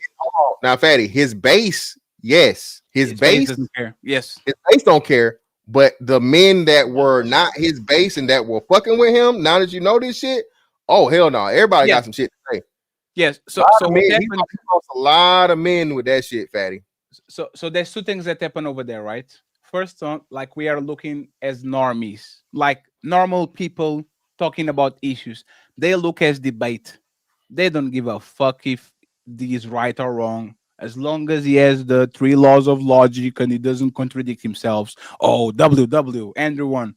The second part is I hate to do that shit because people used to do that shit to me. Those motherfuckers get no woman, man. And they need hope because they probably only qualify to the same woman Andrew got. I'm sorry. Like hey, fantastic. Go to their IG and look at the picture of the group. Is the guy that works with you in the factory or in the clothing store? The motherfucker doesn't get no. No, I said that. I said Like, that. So when the dude came up and he was talking about it, and I said, bro, looking at Andrew Wilson, and then like I said too, just everything adding up now because like I said, I really learned about him through you because you was dealing with what's name, right? And I saw when you watched his ass the last time y'all had a conversation, and he did the shit where he tried to keep adding on shit, adding on shit, adding on shit. Define these, define that, define these, define that. Right here. But either way, right? So I'm looking at him as a man. He's a short dude, he's a little guy. He got he smoked hella cigarettes. He knowing his background, he got married to this woman or started dealing with this woman seriously at 25 when she was older than him with he was 29, kids. Almost 30 years. Like, come on, bro. That's all he could get, dog. That's all he was due to. And like I said, if you look at him, he's just an undesirable dude. The guy that can't open a jar of pickles, dog. Yeah, he couldn't open the fucking jar. So again, he's nothing that a woman desires. First and foremost, he's gonna get the leftovers, and that's just the sad truth of it. And that's why I'm saying that his base is not going to abandon him because he is the average man that rose to prominence. Oh shit! So yeah, I got you. So he's not speaking on behalf as somebody that doesn't. He's speaking in real time because that's him. I got you. So yeah, they never gonna leave him, fatty. You right? Yes. If him, oh yeah, those people. Like fantastic. This is what we actually. This is the biggest pushback that we actually get. We go on panels. We have these 2 motherfuckers selling hope, and we are going to get lambasted because you are telling it like it is, and these 2 motherfuckers are selling hope. So the woman cling to them, the man that want to get married cling to them, the man that don't want to see bad woman cling to them. This is what Andrew is for those dudes. If you put Coach Greg Adams, which is somebody that is going to tell you, hey brother, if you're going to get married, buckle up because the shit is going to fuck you up. And you have another man that is telling you, oh no, hope. You have to be hopeful that one virgin one day, like they're going to flock towards the man that is telling you hope, because most of these men in these places want to get married, want to have a woman, want to be, and the only way they're going to do it is by taking a baby mama off too, by taking a woman that is 42 years old, by taking a woman that by the traditional metrics should never be cuffed. So they are like, is the crystallization of most men on that side want to be, and that's the thing. I think for us to actually get on a level where Coach Greg Adam is, that's the last stop. Is the I'm red pill raging. Now I'm calm. I'm still hopeful. Man, this shit is not going to be solved during my lifetime. It is what it is. For you to get to that last stop, you have to actually go through a bunch of shit. These men are not ready. They still are on the fresh and feet. Less shit on woman. Own you. You are a prostitute. Ha ha ha. Like that shit is 2019, 2020. We're Oh, not but there yeah, But anymore. it still has that's its place. It still has its place, though. It yeah, still that's has all. its Like I place. said, that's what that's the white version. Whatever podcast is the white version of Yes. fucking Freaking Fit, the white Yes. branding of that. And he's like I said, he's the champion of that shit. But like I Yes. said, that's why I say that the last girl he talked to, Fatty, No, bro, and that's it, bro. you know, it's funny. She's around us. Like that girl is around us. She's on Sarah. She been on, like, she's around us, right? Like she was about to be on my show, like, Whoever she was, she's famous now. right? She go, Yeah, she got like 10,000, 20,000 subscribers, like World Star, the poster and all that. But that's the thing, right? You don't have to win no debate, because debates is for the best debaters. It's for the debate bros. Can you make a person bleed, and can you put them oh on the yeah, highlight oh, reel? And that's she what I'm did. saying. You know why? Yeah, Because that motherfucker was complaining about ad hominems when he was talking with Coach Greg Adams, and he was the one throwing the first ad hominem. You are too stupid to understand what I'm saying. Oh, am I stupid? What about you? Right? oh, word. Hey, Oh, this is what we hey, doing.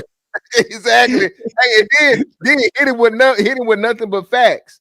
So now, oh, you mad at me for saying and didn't say one ad hominem. I just stated the facts about your life situation, and then it goes further to the debate. So are you telling me that most men should subscribe to what you've done with your life? Are you the messenger for this message? That's all I say, man. Hey, bro, outside of that shit, like I said, I didn't know, and I don't think most people know, because men don't go digging into other yeah, men's yeah, in what's name. But when the shit was exposed that way, and like I said, CGA put the crack in it, yeah. that bitch cut him in half, bro. Yes, Fatality. it is triple fold. You calling these women prostitutes and low level, but you cuff the woman that by any technical means is no low level. You are complaining about ad hominems, but you throw ad hominems at me. And the worst part, I thought facts don't care about feelings. She didn't Yeah. lie. She didn't say. She did lie. And the worst part. Yeah, you call your wife, you get your wife to call in to help He's fight a the battle. fantastic. He's not even that. He committed the same mistake Jazz and Tyranny did. He took the bait. Because if he didn't react like, oh, I knew it sneeze, you fucking prost. Oh, you're like, ah, man, she got you. You shouldn't have done that. Why are you doing that, brother? Because now people see, oh, he's sensitive about this shit. He's sensitive about it. Nobody's going to stop doing it now. So Oh, no, he congratulations. gonna get he work. And like I said, that was already a bad character trait for him. Whenever he's losing the debate or is getting what's name, you can tell he gets physically flustered. He gets physical frustrated. Yeah, Yes. he gets his body language is way off and horrible, and so on and so forth. He has this tactic of where he wants to run away from it and take it to somewhere else. And like you said, to the fucking novice and to his fucking fanboys, it's like, oh yeah. Like, nah, motherfucker, nah, we here now. Let's have a conversation. But yeah, this bro, like I said, I don't know. If I'm him, I'm chilling on the debate scene for at least like a little, at least like I'm gonna just stick to the whatever podcast and shit on the hoes for about a 2 weeks or a month to where it's safe. But For a any couple debate, months. nah, because hey, yeah, bro, that's blood in the water right now. Blood's definitely in the water. And that's The what is going biggest, to do it is the the debates big, are a safe place, because the, the debates are a safe space, because if you the person that makes it personal loses, right? Kind of, right? So he still can go to his crowd and say, I demolish her. Is that the perception that the normies have? Hell Because no. right, because you might convince 1% of the people on the planet that you are red pill. Go on these feminist forums and on Reddit or on TikTok. See if the world actually looks at you the same way that this little niche is. What happened to him was the same thing that happened to us. I used to go to the debate site. I thought I was winning, and I was like, damn, everybody's saying I'm losing. Why? Because the small niche of debaters judges their situation on the same way. He thought that the niche he had on debate was so big that he could get away with that shit. That 2 minute clip is worth it more than 4 hours of you debating that woman and winning that shit. Because if she can put you on a poster, if you make Sports Center top 10 plays, nobody watching the game, my brother. You got it. Number 3, Andrew Wilson gets dunked on. Oh Exactly. shit! Fuck. Hey, listen, man. Um, Again, I'm I'm gonna say like one positive thing that's coming out of this is that it's further shattered the illusion of this magical union between men and women. Because you see the Akash situation happening, and you see Andrew Wilson with his woman with 3 baby mamas. So a lot of men, the ones that aren't on his team, the cultists or whatever, they see either I'm gonna get a chick that's gonna ride with me, but she's got baggage, used goods, or I'm gonna have to spend to get a chick that looks good, maybe a little youthful, but she's not gonna like me at all. And that's what a lot of these cats is looking at right now. And I'm just gonna be honest. Free.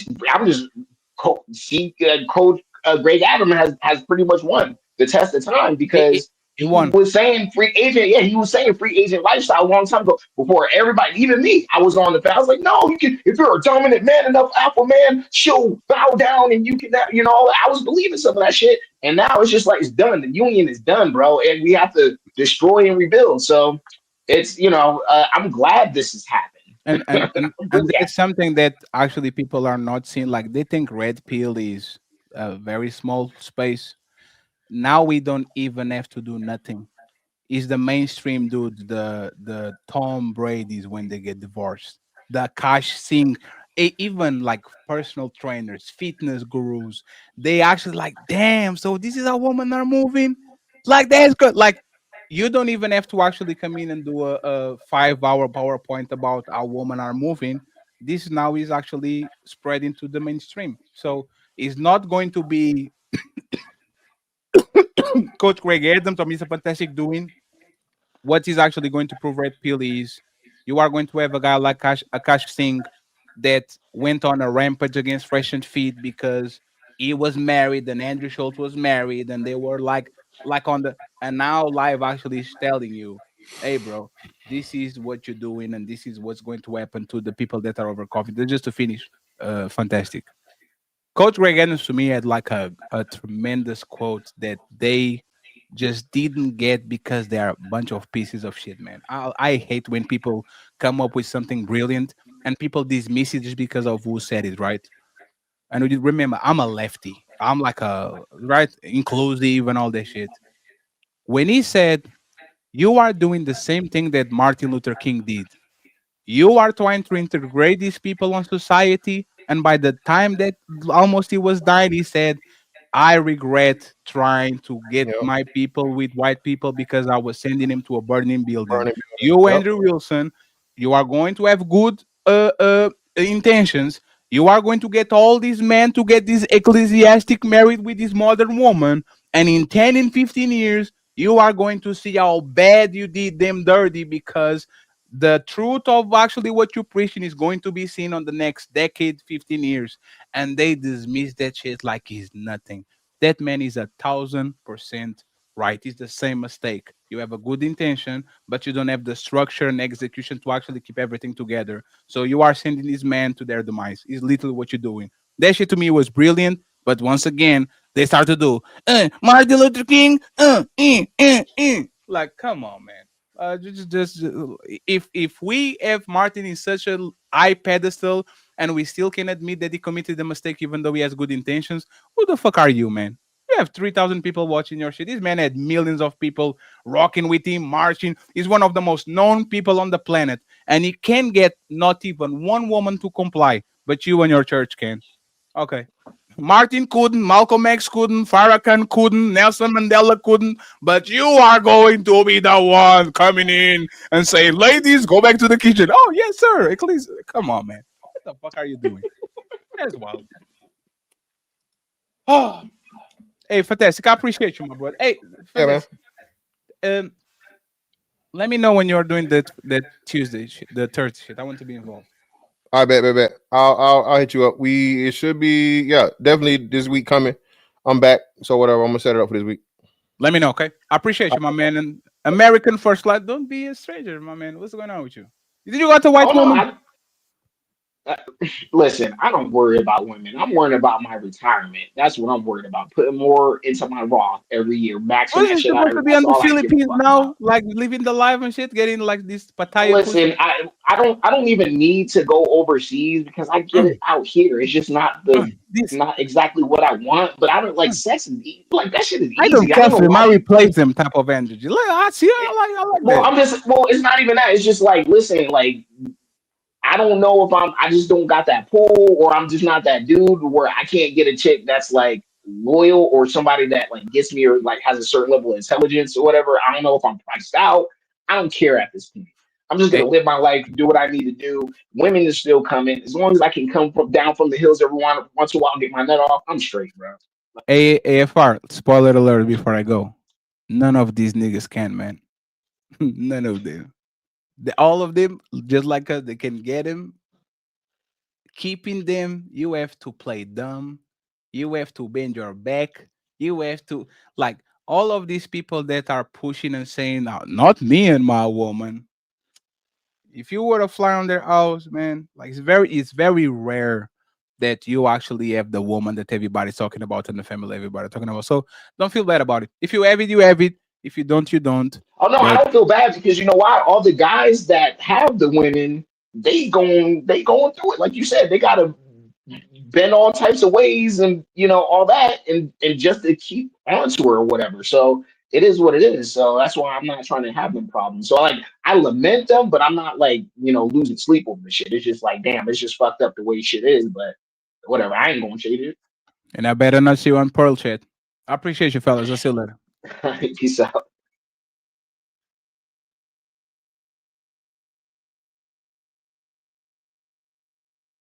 Oh, you paused. I mean, you're muted. Yeah. You got anything else to close it out with, bro? I'm gonna just say this, man. Uh, it's about to be 2026, man.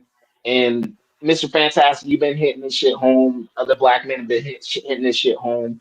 Just work on that pocketbook. Like literally, I wish I would have done more 10 years ago on the financial end or whatever, because I'm paying for that. Because I think I talked on the other panel when I was like in Seattle and stuff, when you were talking to, I think it was, goddamn, it was Hamp and stuff. And you're like, I'm on vacation. I did what it took to be, successful, not to have to worry about this stuff like that.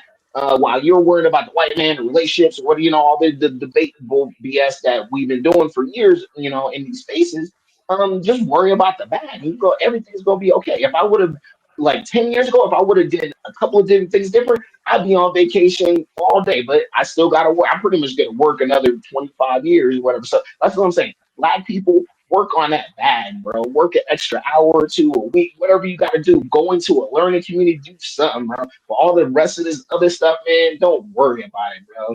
And if you a brother on the lower end of the scale and you actually need some companionship or whatever, if you can't find community with other brothers or whatever, well, that's what you need to be worrying about is getting in the league of extraordinary brothers or men that are going somewhere in their life and and if you get that going, you worrying about women, bro, just buy you one. I'm just gonna be honest.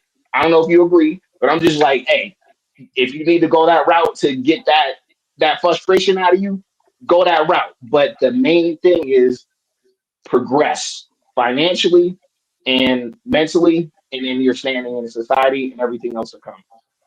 That's it. For sure, brother. Greatly appreciate you coming up, man. Thank you. Bet. Hey man, shout out to the tricking niggas, man. Shout out to the tricking niggas, man. Listen. At the end of the day, man, shout out to lead attorney. Most importantly, man, shout out to lead attorney. Masterful breakdown, and again, just real time interaction, and to expose that aspect of a lot of this narrative and rhetoric when it comes to black men and criminality. Shout out to Medium Man. If y'all haven't watched it, man, he did a whole video concerning this, right? I told you guys, this straight black man empowerment, straight black male advocacy shit, bro. I take it extremely serious. Okay. Of course, not just for myself, but I keep telling you guys, my sons, I love my daughter to death, but as a black man, I understand the difference and lack of deference. Shout out to HAMP that the black man receives. This ain't no fucking victimhood shit. This ain't no whatever. Again, I don't pull the race card or use the race card at all, but I know for sure, and I've even had white people tell me this. Okay, I was not given opportunities because of my stature and my status and my uncomfortability, because I wasn't the same step and fetch it nigga that everybody claim I am, because I'm no nonsense in business, and I have a serious look on my face as I'm supposed to be. I'm not here to make you comfortable. I'm here to do my fucking job masterfully, okay, very, very well, and going about my fucking way. I'm not here to make you comfortable. I'm not here to make you be friendly, okay? I'm here to do what I'm paid to do, and if you are going to limit me because of that, well, fuck it. All right, that's what a lot of black men go through a lot of the times, because people feel away, right? Shout out to my man Dub Will 478 in the building, man. What's up with your brother? Greatly appreciate you for the 5.